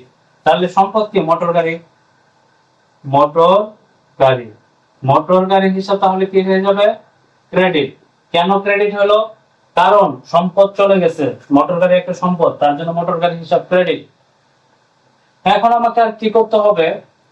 এখন আমার এই যে ক্ষতি হয়েছে না, আমি বলছি ক্ষতি হইলে ডেবিট হয়, লাভ হইলে ক্ষতি হইলে ডেবিট হয়, লাভ হইলে ক্রেডিট হয়। যেহেতু আমার ক্ষতি হয়েছে, কি ক্ষতি হয়েছে? বিক্রয় জনিত ক্ষতি। বিক্রয় জনিত ক্ষতি হইলে আমি কি করব? ডেবিট করে দেব। এই যে আমি ডেবিট করে দিয়েছি। যেহেতু আমি সম্পত্তিটা বিক্রি করে দিয়েছি, সম্পত্তি বিক্রি করার সাথে সাথে এই যে পঞ্জীভূত অপচয় আছে, এই পঞ্জীভূত অপচয় আমার ক্লোজ হয়ে যাবে। তাহলে পঞ্জীভূত অপচয় যেহেতু ক্লোজ করে দেব, পঞ্জীভূত অপচয় সবসময় ক্রেডিট হয়, আর ক্লোজ করার সময় পঞ্জীভূত অপচয় হিসাবটা আমাকে কি করতে হবে? ডেবিট করতে হবে, কারণ পঞ্জীভূত অপচয়টাকে ক্লোজ করে দেব। পঞ্জীভূত অপচয় হিসাব ক্রেডিট, আর আমি এখানে ক্লোজ করে দিলাম পঞ্জীভূত অপচয়, তার জন্য এটা কি হয়ে যাবে? ক্রেডিট হয়ে ডেবিট হয়ে যাবে। এখন আমাকে টাকাগুলো বসাইতে হবে। আমি নগদ কত টাকায় পেয়েছিলাম? 1,00,000 টাকা পেয়েছিলাম। পঞ্জীভূত অপচয় কত পেয়েছিলাম? 8,40,000 টাকা পেয়েছিলাম। বিক্রয় জনিত ক্ষতি হয়েছে কত আমার? 2,60,000 টাকা। 2,60,000 টাকা। এই সবগুলো যোগ করে 8 2 10 11 12 লক্ষ টাকা। মোটর গাড়ি হিসাব কত টাকা? 12 লক্ষ টাকা। দেখো ডেবিট প্লাস আর ক্রেডিট প্লাস মিলে গেছে। কত টাকা? 12 লক্ষ টাকা। তাহলে আমাদের এই পর্যন্ত বুঝতে আর কোনো প্রবলেম নেই। এখন আমি লাভ বা ক্ষতির যে জাবেদাটা দিচ্ছি, তোমরা একটা জিনিস এখানে সবসময় ভুল করো, সেটা হচ্ছে ব্যয় হিসাব বন্ধের জাবেদাটা তোমরা দাও না। অবশ্যই তোমাদের ব্যয় হিসাব বন্ধের জাবেদাটা দিতে হবে। অবচয় বন্ধের জাবেদা তো দিতেই হবে, আবার ব্যয় হিসাব যা হয়েছে নামিক হিসাব, সেটার অবশ্যই জাবেদা দিতে হবে। কিভাবে দিবা? আমরা অবচয় বন্ধের জাবেদাটা আগে লিখবো। অবচয় বন্ধের জাবেদাটা কি? আয় সারাংশ হিসাব ডেবিট, আয় সারাংশ হিসাব ডেবিট, আর অবচয় বন্ধ করে দিলাম, অবচয় হিসাব ক্রেডিট। যে হিসাবটা বন্ধ করে দেই সেটা ডেবিট থাকলে ক্রেডিট, ক্রেডিট থাকলে ডেবিট হবে। যেহেতু অবচয় হিসাব ডেবিট, তার জন্য ক্রেডিট করে দিলাম। আর ওই যে আমার বিক্রয় জনিত ক্ষতি হয়েছে, এই ক্ষতিটাকে আমি কি করে দেব? এই ক্ষতিটাকে আমি ক্লোজ করে দিব। দিলে আমি লিখবো বিক্রয় জনিত ক্ষতি। বিক্রয় জনিত ক্ষতি, এখানে ডেবিট আছে, আমি ক্লোজ করে দিলাম ক্রেডিটে। আশা করি বুঝতে পেরেছো, তাই না? এখন আয় সারাংশ হিসাব ডেবিট, তাহলে ক্রেডিট হচ্ছে 2 টাকা। বিক্রয় জনিত ক্ষতি হয়েছিল কত টাকা? ক্রেডিট পাশে 2,60,000 টাকা আমার বিক্রয় জনিত ক্ষতি হয়েছিল, এই যে এখানে পাইছি। আর অবচয় হিসাব কত টাকা? অবচয় হয়েছে আমার 2,40,000 টাকা। এই যে অবচয় হিসাব কত? 2,40,000 টাকা। অবচয়ও ক্লোজ করে দিলাম, বিক্রয় জনিত ক্ষতিও ক্লোজ করে দিলাম। 2 2 4 রেখে 5, তাহলে আয় সারাংশ হিসাব 5 লক্ষ টাকা। দেখো এই যে ক্রেডিট পাস এই ডেবিট পাস মিলে গেছে, এখানে লাগবে ব্যয় হিসাব বন্ধ করা হবে। তাহলে তোমরা কি এই জাবেদাটা কি বুঝতে পেরেছো সম্পূর্ণটা? এটা খুবই ইম্পর্টেন্ট একটা জাবেদা। হ্যাঁ, তুমি যদি এই জাবেদাটা খুব ভালো করে বুঝতে পারো, তাহলে তোমার অন্যান্য যে জাবেদাগুলো আছে সেগুলো একদম তোমার কাছে ক্লিয়ার হয়ে যাবে। জাবেদা আসলে সবগুলো সেম। আমি কিভাবে ক্ষতি হয়, ক্ষতিটা কিভাবে বের করতে হয়, সবকিছু শিখে দিয়েছি। তার জন্য আমি এই ম্যাথটা সিলেক্ট করেছি। এই ম্যাথটার মধ্যে সবগুলো প্যাটার্নই আছে। বুঝতে পেরেছো? এর পরবর্তীতে আমি ক্রমহ্রাসমান যে পদ্ধতিটা তোমাকে পড়িয়ে দেব, তাহলে তোমাদের কি হবে? টোটাল প্যাটার্নটাই হয়ে গেল। হ্যাঁ, তার পরবর্তীতে আমরা যে ম্যাথটা যে কোশ্চেনটা সলভ করব সেটা হচ্ছে মোটর গাড়ি হিসাব প্রস্তুত করো। গ নম্বরটা কি করব? মোটর গাড়ি হিসাব প্রস্তুত করো। আমরা এখন খতিয়ান হিসাবটা প্রস্তুত করব। খতিয়ান হিসাবের ছকটা আমি এখানে করে রেখেছি, এটা চলমান জের ছক। আর তোমরা অবশ্যই জানো চলমান জের ছক কিভাবে করতে হয়। প্রথমে তারিখ, তারপরে বিবরণ, জাবেদা পৃষ্ঠা, ডেবিট টাকা, ডেবিট জের, ক্রেডিট জের, সৌরভ হিসাব। তো মোটর গাড়ির হিসাব আমার ম্যাথ হচ্ছে 2021 থেকে 2024 সাল পর্যন্ত। আমি কিন্তু 2021 সালে কিন্তু আমি মোটর গাড়ি ক্রয় করেছিলাম। তাহলে 2021 সালের জাবেদাটা আমাকে আগে জানতে হবে। 2021 সালের সম্পত্তি ক্রয় মানে মোটর গাড়ি ক্রয়ের জাবেদাটাকে নগদান হিসাব, ডেবিট, মোটর গাড়ি হিসাব, ক্রেডিট, এটাই তো ছিল।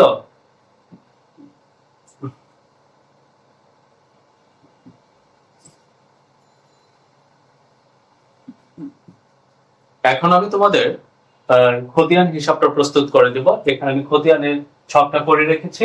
তোমরা তো জানো খতিয়ানের ছকটা কিভাবে করতে হয়।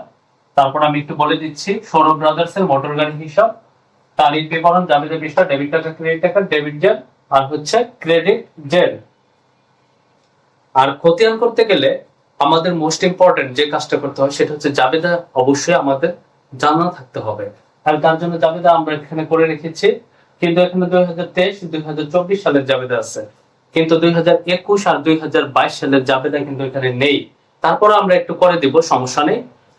আমাদের প্রশ্নে বলা ছিল 2021 সালে 10 লক্ষ টাকা দামের একটা কি করা হয়েছিল, মোটর গাড়ি ক্রয় করা হয়েছিল, এবং সেটা সংস্থাপন ব্যয় ছিল কত টাকা, 2 লক্ষ টাকা। আশা করি তোমাদের এটা মনে আছে। তো আমার সম্পত্তি টোটাল মোট মূল্য কত টাকা হয়েছিল, 10 লাখ আর 2 লাখ যোগ করে 12 লক্ষ টাকা। তাহলে আমি 2021 সালে টোটাল সম্পদ ক্রয় করেছিলাম 12 লক্ষ টাকা। তাহলে সম্পত্তি ক্রয়ের জাবেদাটা কি? সম্পত্তি ক্রয়ের জাবেদাটা হচ্ছে, আমি এখানে একটু করে দিচ্ছি। সম্পত্তি ক্রয়ের জাবেদাটা হচ্ছে কি, মোটর গাড়ির হিসাব ডেবিট, কারণ সম্পত্তি আমার কাছে চলে আসছে। মোটর গাড়ির হিসাব ডেবিট, আর হইতেছে কি নগদান হিসাব ক্রেডিট, অথবা ব্যাংক হিসাব ক্রেডিট, যেটাই বলো না কেন কোনো প্রবলেম নাই। ঠিক আছে, এটা 2021 সালে। আর 2021 সালের কত টাকা, 12 লক্ষ টাকা। 12 লক্ষ টাকা। আচ্ছা, 2021 সালের অপচয় জাবেদা এটা হবে, বন্ধের জাবেদাও এটা হবে। 22 সালেও আমি কোনো সম্পত্তি ক্রয় করি নাই, সো এটা জাবেদা হবে না। অপচয় আর হচ্ছে বন্ধের জাবেদাটা হবে। এটুকু তো বুঝতে পেরেছো? ওকে। এখন 2021 সালে দেখো তো মোটর গাড়ি হিসাব আছে আমার এখানে। করতে বলছে মোটর গাড়ি হিসাব। মোটর গাড়ি হিসাবের ঠিক বিপরীত এন্ট্রিটাই আমাকে নিতে হবে। দেখবো তো আমি এখানে 2021 সালে মোটর গাড়ি হিসাব আছে কি, আছে। মোটর গাড়ি হিসাবের বিপরীত হচ্ছে নগদান হিসাব। নগদান হিসাব কি, ক্রেডিট। তাহলে আমাকে ডেবিট পাশে টাকাটি লিখতে হবে। আমি এখানে নেব 2021। আমি কিন্তু এখানে জুলাইয়ের 1 তারিখ দিব, কারণ আমি জুলাই মাসে এই মোটর গাড়িটা ক্রয় করেছিলাম। আমি এখানে লিখবো নগদান হিসাব। কি লিখবো, নগদান হিসাব। নগদান হিসাব কত টাকা, 12 লক্ষ টাকা। 12 লক্ষ এটা ক্রেডিট, তার জন্য ডেবিট পাশে টাকা হবে 12 লক্ষ টাকা, কারণ মোটর গাড়ি 12 লাখ, তার জন্য এখানে 12 লক্ষ হবে। ডেবিট টাকা, ডেবিট জেল 12 লক্ষ টাকা। এখন 2021 সালে আর কোনো মোটর গাড়ির হিসাব নেই, সো আমি এখানে করব না। 2022 সালে যেহেতু আমি কোনো সম্পত্তি ক্রয় করি নাই, সো মোটর গাড়ির হিসাব এখানে আর আসবে না। তাহলে 2022 সালেও আর মোটর গাড়ি নেই। তাহলে 2021 সালে কিন্তু আমার অলরেডি এখানে কি হয়ে গেছে, ক্লোজ হয়ে গেছে। আমি এটাকে এক দাগ দিয়ে ক্লোজ করে দিব এভাবে। 2021 সালে শেষ। এখন 2022 সালে ডিসেম্বর 31। আচ্ছা, 2022 সালের ডিসেম্বর 31 তারিখে আমার কিন্তু আরেকটা কি ব্যালেন্স চলে আসছে। সো এটা ডিসেম্বর 31, এটা জানুয়ারি 1 হবে। তার পরবর্তী বছরের যে টাকাটা সেটা 1 তারিখে হয়। ব্যালেন্স ব্যালেন্স কত টাকা হবে, 12 লক্ষ টাকা ডেবিট জেলে। এখানে ব্যালেন্স কেন আসলো, কারণ যেহেতু 2021 সালে 12 লক্ষ টাকা দিয়ে আমি এই সম্পত্তিটা ক্রয় করেছি, 2022 সালে যেহেতু আর সম্পত্তির হিসাব নেই, তার জন্য আমাকে ব্যালেন্স হিসাব দিয়ে এই জেটটা সবসময় টেনে আনতে হবে। তার জন্য আমরা 2022 সালে এই ব্যালেন্সটা টেনে আনলাম, কারণ 2022 সালে আমরা দেখতে পাচ্ছি যে আর কোনো ধরনের কোনো মোটর গাড়ি হিসাব নেই। সো এটা যাবে না, এখানে আমরা কি করে দেব, ক্লোজ করে দেব। এখন আমরা চলে যাব 2023 সালে। 2023 সালে জানুয়ারি। আমরা 2023 সালে অলরেডি কি করেছে 2023 সালের একটা জাবেদা এখানে আছে, দেখো তো এখানে কি মোটর গাড়ি হিসাব আছে? না, এখানে আমরা দেখতে পাচ্ছি অবচয় হিসাব আছে, পঞ্জীভূত অবচয় আছে, আয় সারাংশ হিসাব আছে, অবচয় হিসাব আছে। আমরা 2023 সালের কিন্তু মোটর গাড়ি হিসাব পাই নাই, তার জন্য আমাকে ব্যালেন্স যেটা টেনে আনতে হবে। ব্যালেন্স কত টাকা? 12 লক্ষ টাকা। তাহলে 2023 সালে আমার কোনো ধরনের কোনো ঝামেলা নাই। সো আমি এখন চলে যাব 2024 সাল। 2024 সালের জানুয়ারির 1 তারিখে এই ব্যালেন্স আমাকে লিখতেই হবে। ব্যালেন্স কত টাকা? ডেবিট জেরে 12 লক্ষ টাকা। এখন আমি 2024 সালটা একটু দেখি তো। এখানে আছে অবচয় হিসাব, পঞ্জীভূত অবচয় হিসাব, তার মানে মোটর গাড়ি নাই, এটা যাবে না। নগদান হিসাব, পঞ্জীভূত অবচয় হিসাব, বিক্রয়জনিত ক্ষতি, মোটর গাড়ি হিসাব। এই যে দেখো মোটর গাড়ি আছে 2024-এ, তাহলে মোটর গাড়ি হিসাব ক্রেডিট, এর বিপরীতে আছে তিনটা, নগদান হিসাব ডেবিট, পঞ্জীভূত অবচয় হিসাব ডেবিট, বিক্রয়জনিত ক্ষতি হিসাব ডেবিট। তার মানে আমাকে মোটর গাড়ি হিসাব যে আছে, মোটর গাড়ি হিসাবের বিপরীত যে তিনটা আছে, সেই বিপরীত তিনটা কিন্তু আমাকে নিতে হবে। তাহলে বিপরীত তিনটা কি আছে? ডেবিট। তার মানে আমাকে ক্রেডিট পাশে লিখতে হবে। সো আমি লিখবো ডিসেম্বর 31। ডিসেম্বর 31 প্রথমে আছে কি? নগদান হিসাব। নগদান হিসাব, নগদান হিসাব ডেবিট, ক্রেডিট পাশে টাকা হবে কত? 1 লক্ষ টাকা। সরি, ক্রেডিট পাশে হবে, ক্রেডিট পাশে হবে কত? 1 লক্ষ টাকা। 1 লক্ষ টাকা। তারপরে কি আছে? পুঞ্জীভূত অবচয় হিসাব 8,40,000 টাকা। আমি এখানে লিখবো পুঞ্জীভূত অবচয় হিসাব, ক্রেডিট পাশে 8,40,000, কারণ ডেবিট টাকা, তার জন্য ক্রেডিট, উল্টাটা হবে। বিক্রয়জনিত ক্ষতি ডেবিট, তার জন্য ক্রেডিট পাশে টাকা হবে। বিক্রয়জনিত ক্ষতি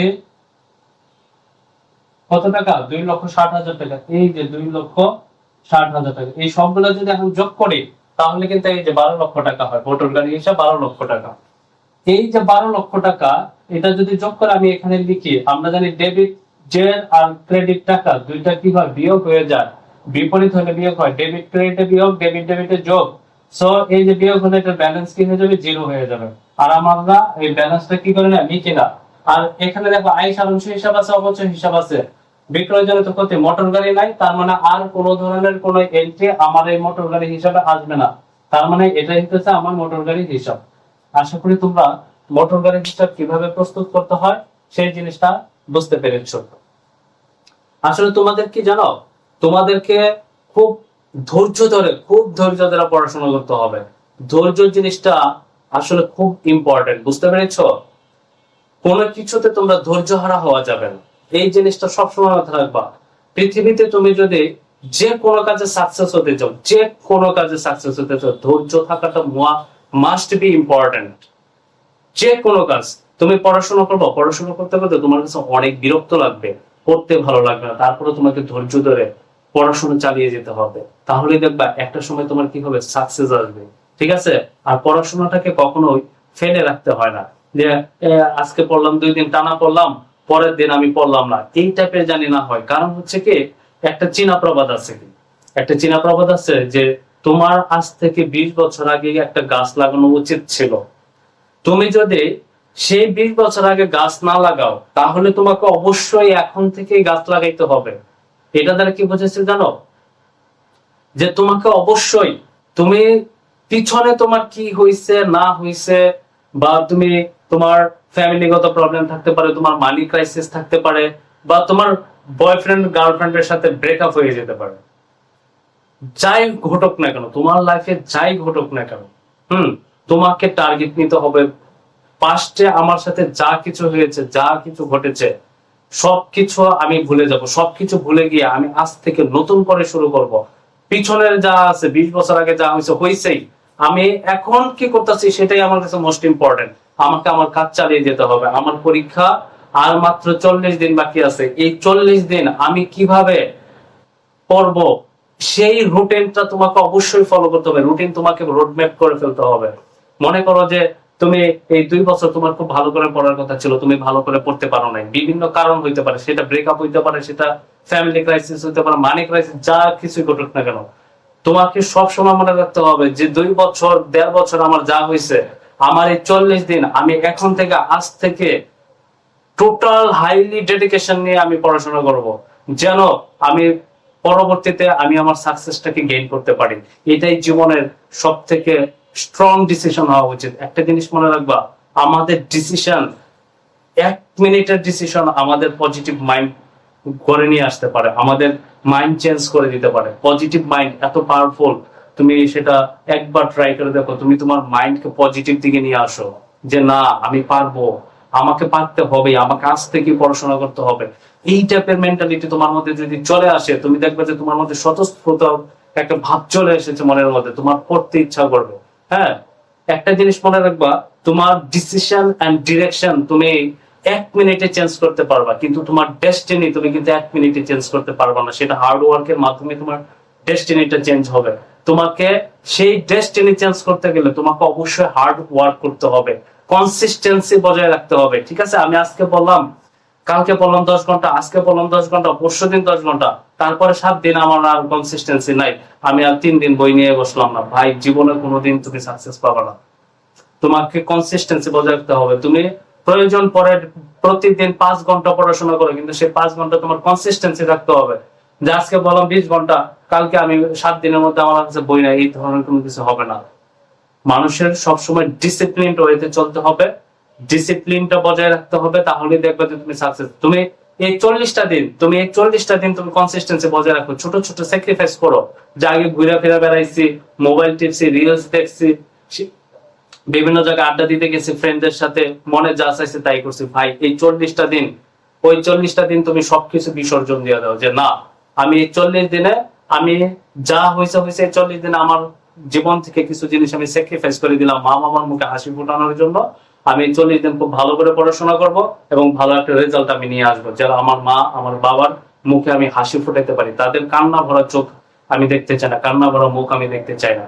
আমি তাদের মুখে হাসি ফোটাতে চাই। সেই হাসি ফোটানোর জন্য আমি আমার ছোট ছোট স্যাক্রিফাইসকে বিসর্জন দিয়ে আমি পড়াশোনা করব। একদম স্ট্রং, হাইলি ডিটারমাইন্ড হয়ে আমি পড়াশোনা করব, যে যা কিছুই ঘটে যাক আমি পড়াশোনাটা চালিয়ে যাব। আমাকে ভালো রেজাল্ট আনতে হবে। যেদিন তুমি তোমার A+ তুমি মনে করো যে রেজাল্টটা নিয়ে আসলা, ভালো একটা রেজাল্ট ক্যারি করলা, তোমার যে মা বাবার মুখের হাসি, সেই হাসি তুমি কোটি টাকা দিয়েও পাবা না।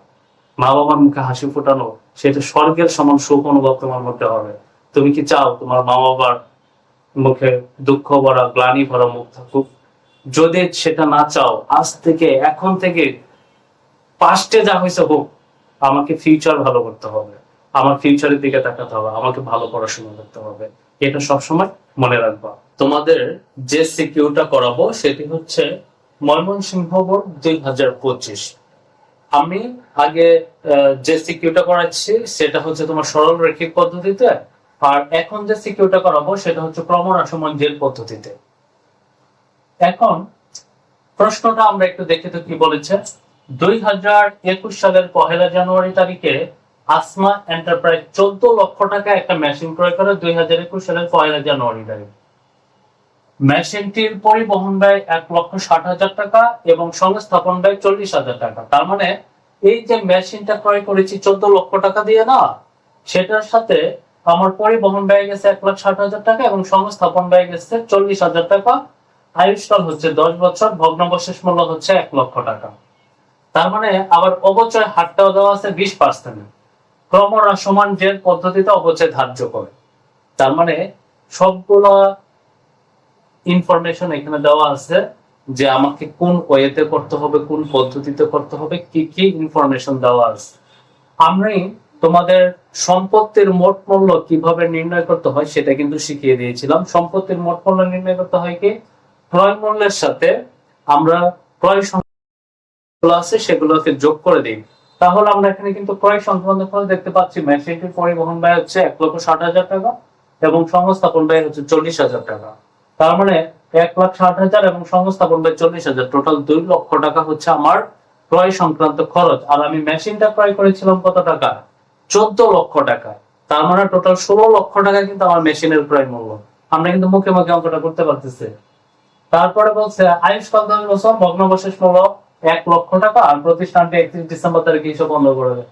4 নম্বরে বলেছে মেশিনটির প্রারম্ভিক মূল্য নির্ণয় করে। আমাকে কি নির্ণয় করতে হবে, মেশিনটির প্রারম্ভিক মূল্য নির্ণয় করতে হবে।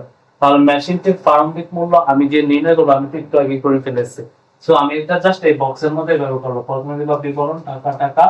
তো আমি এখানে কি করবো, মেশিনটির প্রারম্ভিক মূল্য, মেশিনটির প্রারম্ভিক মূল্য নির্ণয় করতে গেলে আমাকে মেশিনের ক্রয় মূল্যটাকে দিতে হবে। এখানে দেখবা মেশিনের ক্রয় মূল্য, মেশিনের কি ক্রয় মূল্য, মেশিনের ক্রয় মূল্য কত টাকা, 14 লক্ষ টাকা। আর এটার সাথে যোগ করতে হবে কি তোমার মেশিনটির পরিবহন ব্যয় এবং সংস্থাপন ব্যয়। তাহলে আমি যোগ করি পরিবহন ব্যয়, পরিবহন ব্যয়, পরিবহন ব্যয় কত টাকা, পরিবহন ব্যয় হচ্ছে 1,60,000 টাকা। আমি এখানে লিখবো 1,60,000 টাকা। তাহলে এটার সাথে যদি যোগ করে দেই তাহলে হয় কত, 15,60,000 টাকা। আবার এটার সাথে আমি যদি যোগ করি সংস্থাপন ব্যয়, যোগ হচ্ছে কি সংস্থাপন ব্যয়, তাহলে কত টাকা আছে, 40,000 টাকা। তাহলে টোটাল কত টাকা পেলাম, 15,60,000 আর হচ্ছে 40,000, তাহলে হচ্ছে 16 লক্ষ টাকা। এই 16 লক্ষ টাকা হচ্ছে মেশিনের প্রারম্ভিক মূল্য। তাহলে আমরা এখানে লিখবো মেশিনের প্রারম্ভিক মূল্য, মেশিনের প্রারম্ভিক মূল্য কত টাকা, 16 লক্ষ টাকা। তাহলে ক নম্বর আমাদের কমপ্লিট। এটা খুবই ইজি জিনিস, সেটা আমরা অনেকবার আলোচনা করেছি। খ নম্বর আসি, বলছে প্রথম 4 বছরের জন্য অপচয় সারণী প্রস্তুত করো। প্রথম 4 বছরের জন্য অপচয় সারণীটা আমাকে প্রস্তুত করতে বলছে। কোন পদ্ধতিতে, ক্রমহ্রাসমান জের পদ্ধতিতে অপচয় ধার্য করে তারা। আর ক্রমহ্রাসমান জের পদ্ধতিতে অপচয় ধার্য করে কে, মিস্টার কন্তি। আমরা কিন্তু পড়িয়েছি তোমাদের বেসিকের সময় যে মিস্টার কন্তি কিভাবে ক্রমহ্রাসমান জের পদ্ধতিতে অপচয় ধার্য করে। সে বলেছিল যে প্রথম বছরে আমরা অপচয়ের পরিমাণটা বেশি রাখবো, তার পরবর্তীতে ক্রমান্বয়ে অপচয়ের পরিমাণটা আস্তে আস্তে কমতে থাকবে। সো আমরা দেখি তো আসলে মিস্টার কমতি যে পদ্ধতিতে অপচয়টা ধার্য করে তার কথার সাথে মিল আছে কিনা দেখি তো একটু। প্রথম 4 বছরের জন্য অপচয় সারণী প্রস্তুত করো। তাহলে 2021 সাল হচ্ছে আমার 14 লক্ষ টাকা দিয়ে আমি একটা মেশিন ক্রয় করেছিলাম। তাহলে 2021, 22, 23, 24 এই টোটাল 4 বছরের আমরা কি করব, অপচয় ধার্য করব। প্রথমে লিখবা আসমা এন্টারপ্রাইজের অপচয় সারণী, এভাবে একটা ছক কাটবা। বছর, প্রারম্ভিক পুস্তক মূল্য, অপচয় হার, অপচয়, পুঞ্জীভূত অপচয়, সমাপনী পুস্তক মূল্য। বছর কত, 2021। 2021 সালে আমার প্রারম্ভিক পুস্তক মূল্য কত ছিল, আমার এই যে 16 লক্ষ টাকা, কোন নাম্বার আমি ক্যালকুলেশন করে দিয়েছি 16 লক্ষ টাকা। তাহলে আমার প্রারম্ভিক পুস্তক মূল্য কত, 16 লক্ষ টাকা। বুঝতে পেরেছো এটা, আমার প্রারম্ভিক পুস্তক মূল্য হচ্ছে 16 লক্ষ টাকা, আমার কিন্তু 14 লক্ষ টাকা না। এটা কিন্তু আমরা ক নম্বরে বুঝিয়েছি।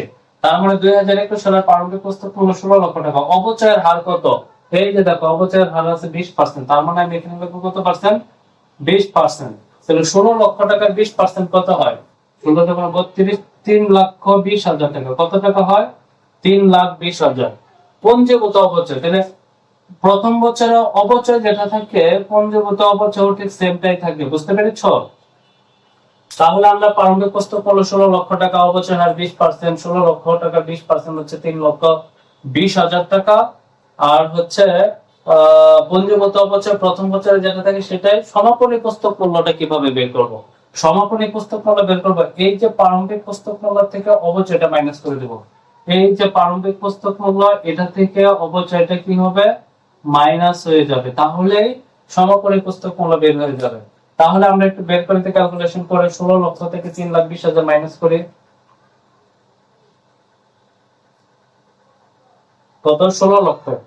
16 লক্ষ মাইনাস হচ্ছে 3,20,000, তাহলে হয় 12,80,000 টাকা।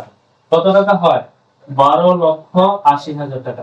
এই যে 12,80,000 টাকা আমাদের সমাপনী পুস্তক মূল্য না, এটা পরবর্তী বছরে প্রারম্ভিক পুস্তক মূল্য হবে। পরবর্তী বছর 2022 সালে হবে 12,80,000 টাকা। এই 12,80,000 টাকা হচ্ছে প্রারম্ভিক পুস্তক মূল্য। এটার অপচয়ের হার হচ্ছে 20%। হ্যাঁ, এখন 12,80,000 টাকার 20% কত হয়, 2,56,000 টাকা। তাহলে এটার 2,56,000 টাকা।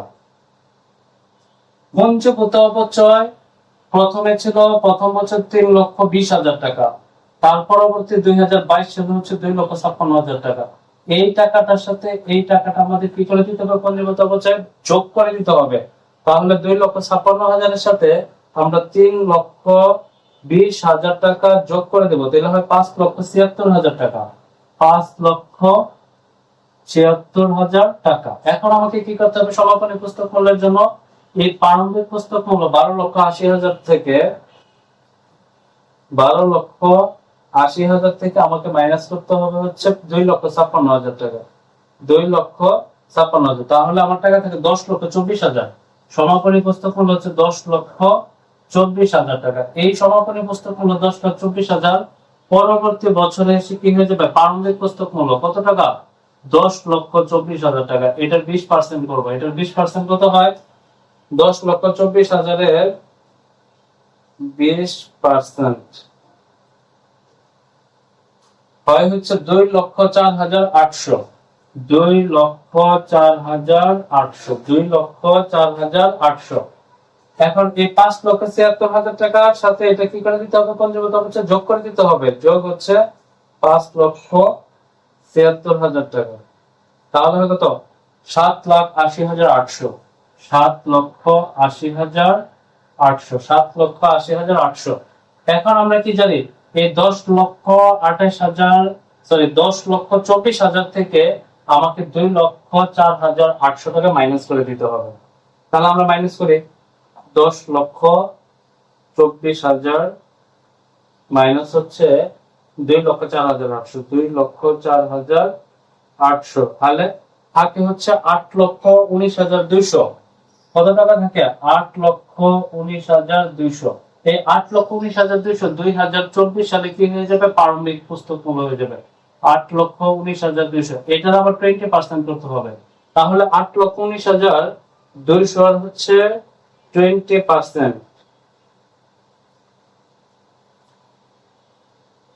1,63,840। 1,63,840। 1,63,840 এটা হচ্ছে আমাদেরকে অবচয়। এখন 7,80,800।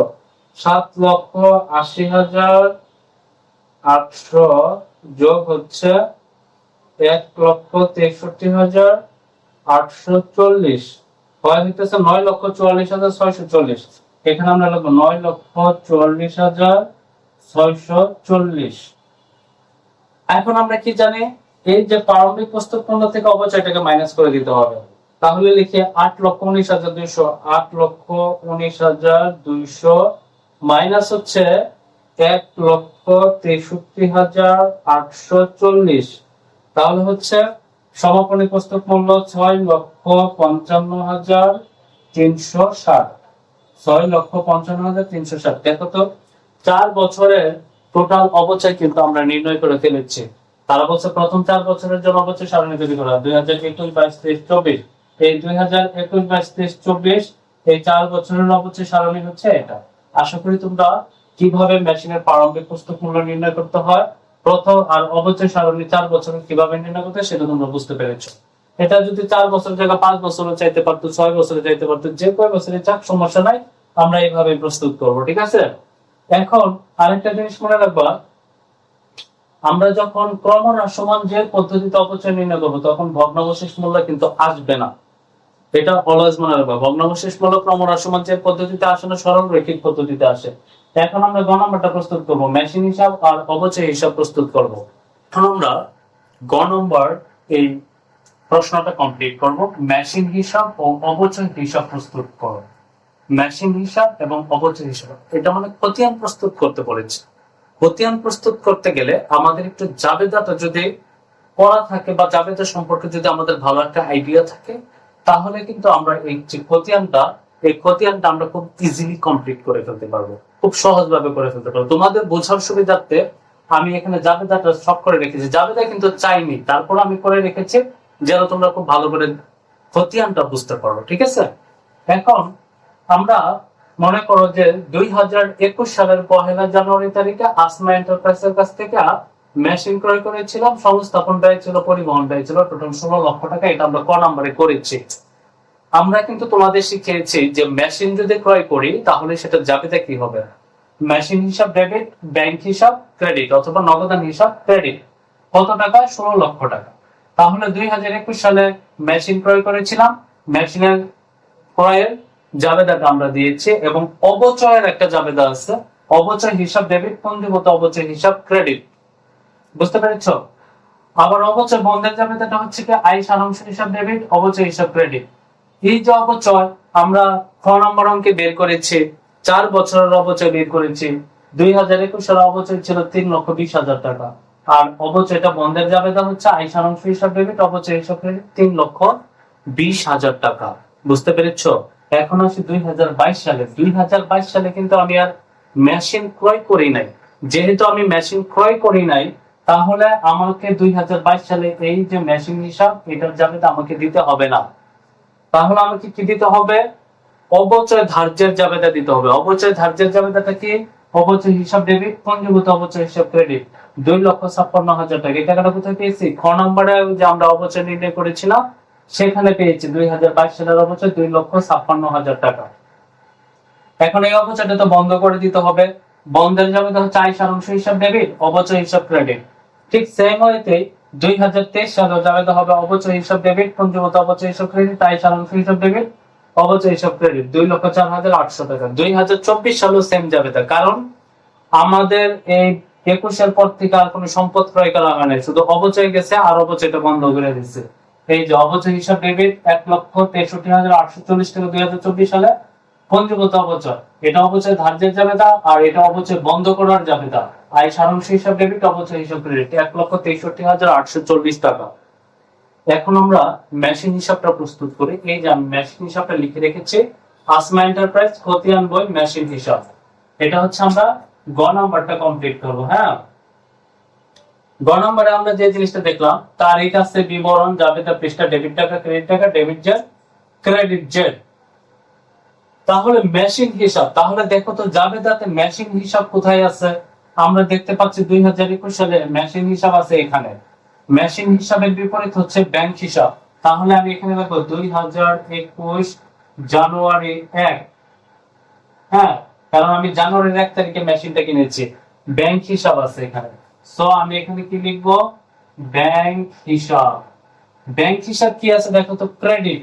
ব্যাংক হিসাব যেহেতু ক্রেডিট আছে, আমাকে ডেবিটের করে লিখতে হবে 16 লক্ষ টাকা। এই যে ডেবিটের করে আমি লিখলাম কত? 16 লক্ষ টাকা। ডেবিট টাকা, ডেবিট জেড 16 লক্ষ টাকা। এখন আমি দেখবো আর কোথায় আছে 2021 সালে মেশিন। এখানেও নাই, এখানেও নাই। সো 2021 সাল বাদ। 2022 সালে আমরা মেশিন দেখতে পাচ্ছি না, 23 সালে আমরা মেশিন দেখতে পাচ্ছি না, 24 সালে আমরা মেশিন দেখতে পাচ্ছি না। সো আমার 2021 সালের কিন্তু অলরেডি কমপ্লিট হয়ে গেছে। এখন 2022 সালে আসি। 2022 সালে কি আমরা নতুন করে কোনো মেশিন কিনছি? যেহেতু কিনে নাই, এটা একটা ম্যাথ করাইছিলাম, সো আমাকে ব্যালেন্স যেটা টেনে নিয়ে আসতে হবে। ব্যালেন্স কত টাকা? 16 লক্ষ টাকা। ডেবিট জেরে 16 লক্ষ টাকা, কারণ আর আমার মেশিন ক্রয় করা হয় নাই। ঠিক একই ভাবে 2023 সালের জানুয়ারি 1 আমাকে ব্যালেন্সটা টানতে হবে।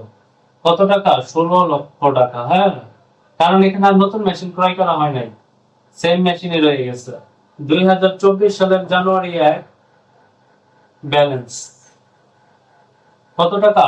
16 লক্ষ টাকা। আশা করি তোমরা এটা বুঝতে পেরেছো। দেখছো কত সহজ, একদম ইজি ওয়েতে আমরা কিন্তু এটা কমপ্লিট করে ফেলতে পারি। শুধু 21 সালে আমার মেশিনটা ক্রয় করেছি, বাকিগুলো শুধু জেড টেনে গেছি ব্যালেন্স দিয়ে। এখন হচ্ছে অবচয় হিসাব প্রস্তুত করব। এই যে অবচয় হিসাবটা, অবচয় হিসাব যখন আমি প্রস্তুত করব, আমাকে জাবেদাতে দেখতে হবে অবচয় হিসাব কোথায় কোথায় আছে। আমি একটু দেখি তো 2021 সালে অবচয় হিসাব আছে, যে দেখো এখানে এই যে অবচয় হিসাব। অবচয় হিসাবের বিপরীতে আছে পঞ্জীভূত অবচয় হিসাব। আমি এখানে লিখবো 2021 ডিসেম্বর 31 পঞ্জীভূত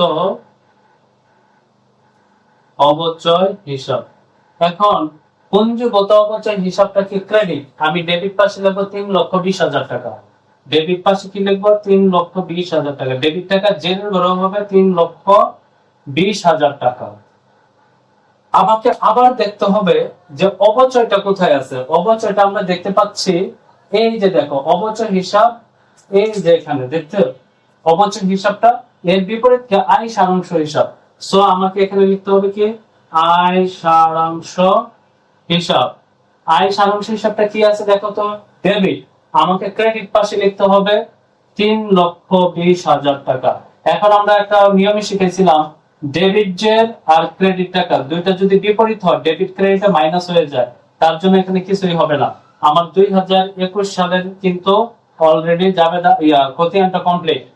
আর 2022 সালে আসি, 2022 সালে কিন্তু আমি এই যে অবচয় দেখতে পাইছি, অবচয়ের বিপরীতে হচ্ছে পঞ্চভূত অবচয়।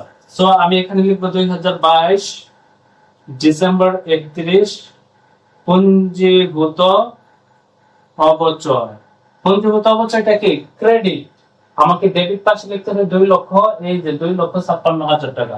ডেবিট পাশে কত টাকা? 2,56,000 টাকা। তাহলে ডেবিট জেরে কত হবে? 2,56,000 টাকা। তাহলে আমরা আবার একটু দেখি অবচয় হিসাব কোথায় আছে। অবচয় হিসাব আছে এখানে। এটার বিপরীত হচ্ছে আয় সারাংশ হিসাব, ডেবিট। ক্রেডিট পাশে হবে আয় সারাংশ হিসাব। ক্রেডিট পাশে কত? 2,56,000 টাকা। এখন ডেবিট আর ক্রেডিটের টাকা মিলে গেছে, আর কিছুই হবে না। 2022 সালে তো আমি কমপ্লিট করে ফেলেছি। 2023 সালে আসে, দেখছো কত ইজি অঙ্কগুলা। একটা অঙ্ক হইলে বাকি সবগুলো অটোমেটিক্যালি হয়ে যায়, একই জিনিস। 2023 সালে আমরা দেখলাম অবচয়ের বিপরীতে পুঞ্জীভূত অবচয়। তাহলে আমরা আবারও এখানে লিখবো পুঞ্জীভূত অবচয়। কারণ কি, সবগুলাতে আমি অবচয় ধার্যের জাবেদা দিয়েছি আর অবচয় বন্ধের জাবেদা দিচ্ছি। সো আমাকে বারবার দেখার দরকার নাই, একই জিনিস আমি বারবার দেখতেছি। ঠিক আছে? পুঞ্জীভূত অবচয় কত টাকা? খালি জাস্ট চেঞ্জ হইতাছে কি, আমার এন্ট্রি চেঞ্জ হচ্ছে না, জাস্ট টাকাটার অবচয়ের মানটা চেঞ্জ হচ্ছে। তার জন্য এটা ক্রমহ্রাসমান জের পদ্ধতি। ক্রমহ্রাসমান জের পদ্ধতিতে মনে রাখবা, আমার জাবেদা যা থাকে ঠিক সেম সরল রৈখিক যা, ক্রমহ্রাসমান জের পদ্ধতিতে তাই। শুধু ডিফারেন্সটা কি টাকাতে। ক্রমহ্রাসমান জের পদ্ধতিতে প্রত্যেকটা অবচয় প্রথম বছর থেকে কমতে থাকবে ক্রমহ্রাসমান হারে, আর সরল রৈখিক পদ্ধতিতে প্রত্যেকটা অবচয় সেম থাকবে প্রতি বছর। এইটাই পার্থক্য। দেখো আমার এন্ট্রিতে কোনো ধরনের কোনো প্রবলেম নাই, সেম যা আছে তাই, জাস্ট আমি টাকার ক্ষেত্রে ভিন্নতা দেখতে পাচ্ছি। পঞ্জীভূত অবচয় কত? 2023 সালে 2,04,800 টাকা। কি ছিল? পঞ্জীভূত অবচয় ক্রেডিট, তো আমাকে ডেবিট পাশে লিখতে হবে 2,04,800। আর এটার বিপরীত হচ্ছে আবার পরেরটা যাই, আয় সারাংশ হিসাব। হ্যাঁ, আয় সারাংশ হিসাবে এই যে দেখো, আয় সারাংশ হিসাব 2,04,800। ডেবিট আছে, ক্রেডিট পাশে লিখবো 2,04,800। এটা ডেবিট জেড 2,04,800, তাহলে মাইনাস হয়ে গেল। একই টাইপের জিনিস। এখন আমরা 2024 সালেরটা আসি, তো দেখি 2024-এ কি বলছে।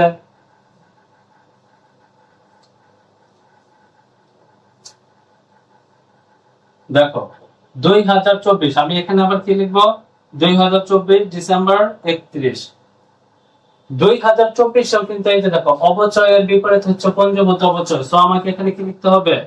পঞ্জীভূত অবচয়। পঞ্জীভূত অবচয় কত টাকা? 1,63,840। পঞ্জীভূত অবচয় ক্রেডিট, ডেবিট পাশে আমি টাকাটা লিখবো 1,63,840। আমরা টাকা কিন্তু অবচয় টাকাগুলো লিখবো। হ্যাঁ, এই যে 1,63,840, এটা ক্রেডিট, তার জন্য আমরা ডেবিট পাশে লিখেছি, আর জেরো হবে ডেবিট 1,63,840। তাহলে আবার অবচয় হিসাব আছে, এটার বিপরীত আয় সারাংশ হিসাব। আমি এখানে লিখবো আয় সারাংশ হিসাব। আয় সারাংশ হিসাবটা কি আছে দেখো তো, ডেবিট। সো আমাকে ক্রেডিটের বড় টাকা লিখতে হবে 1,63,840। 1,63,000 ডেবিট ক্রেডিটে মিলে গেলে কিছুই থাকে না, আমার খতিয়ান অবচয় হিসাবও কমপ্লিট হয়ে গিয়েছে। দেখছো কত ইজি অবচয় হিসাব এবং মেশিন হিসাব। আশা করি তোমাদের এই ময়মনসিংহ বোর্ড 2025 এই পর্যন্ত আর কোনো ধরনের কোনো প্রবলেম নেই। তারপরে যদি তোমাদের কোনোটা বুঝতে প্রবলেম হয়, তোমরা যদি কোনোটা বুঝতে না পারো, তাহলে অবশ্যই আমাকে কমেন্টসে জানাবা। আমি তোমাদেরকে আবার বুঝিয়ে দেবো যে কোথায় কি প্রবলেম হয়েছে, আমি তোমাদেরকে বুঝিয়ে দেবো। ঠিক আছে? আর আমার এই ক্লাসটা যদি তোমাদের ভালো লাগে, তোমরা অবশ্যই তোমার ফ্রেন্ডদের সাথে শেয়ার করবা, লাইক, কমেন্টস এবং সাবস্ক্রাইব করে আমাকে অনুপ্রাণিত করবা, যেন আমি আরো ভালো ভালো ক্লাস তোমাদেরকে দিতে পারি। Thank you.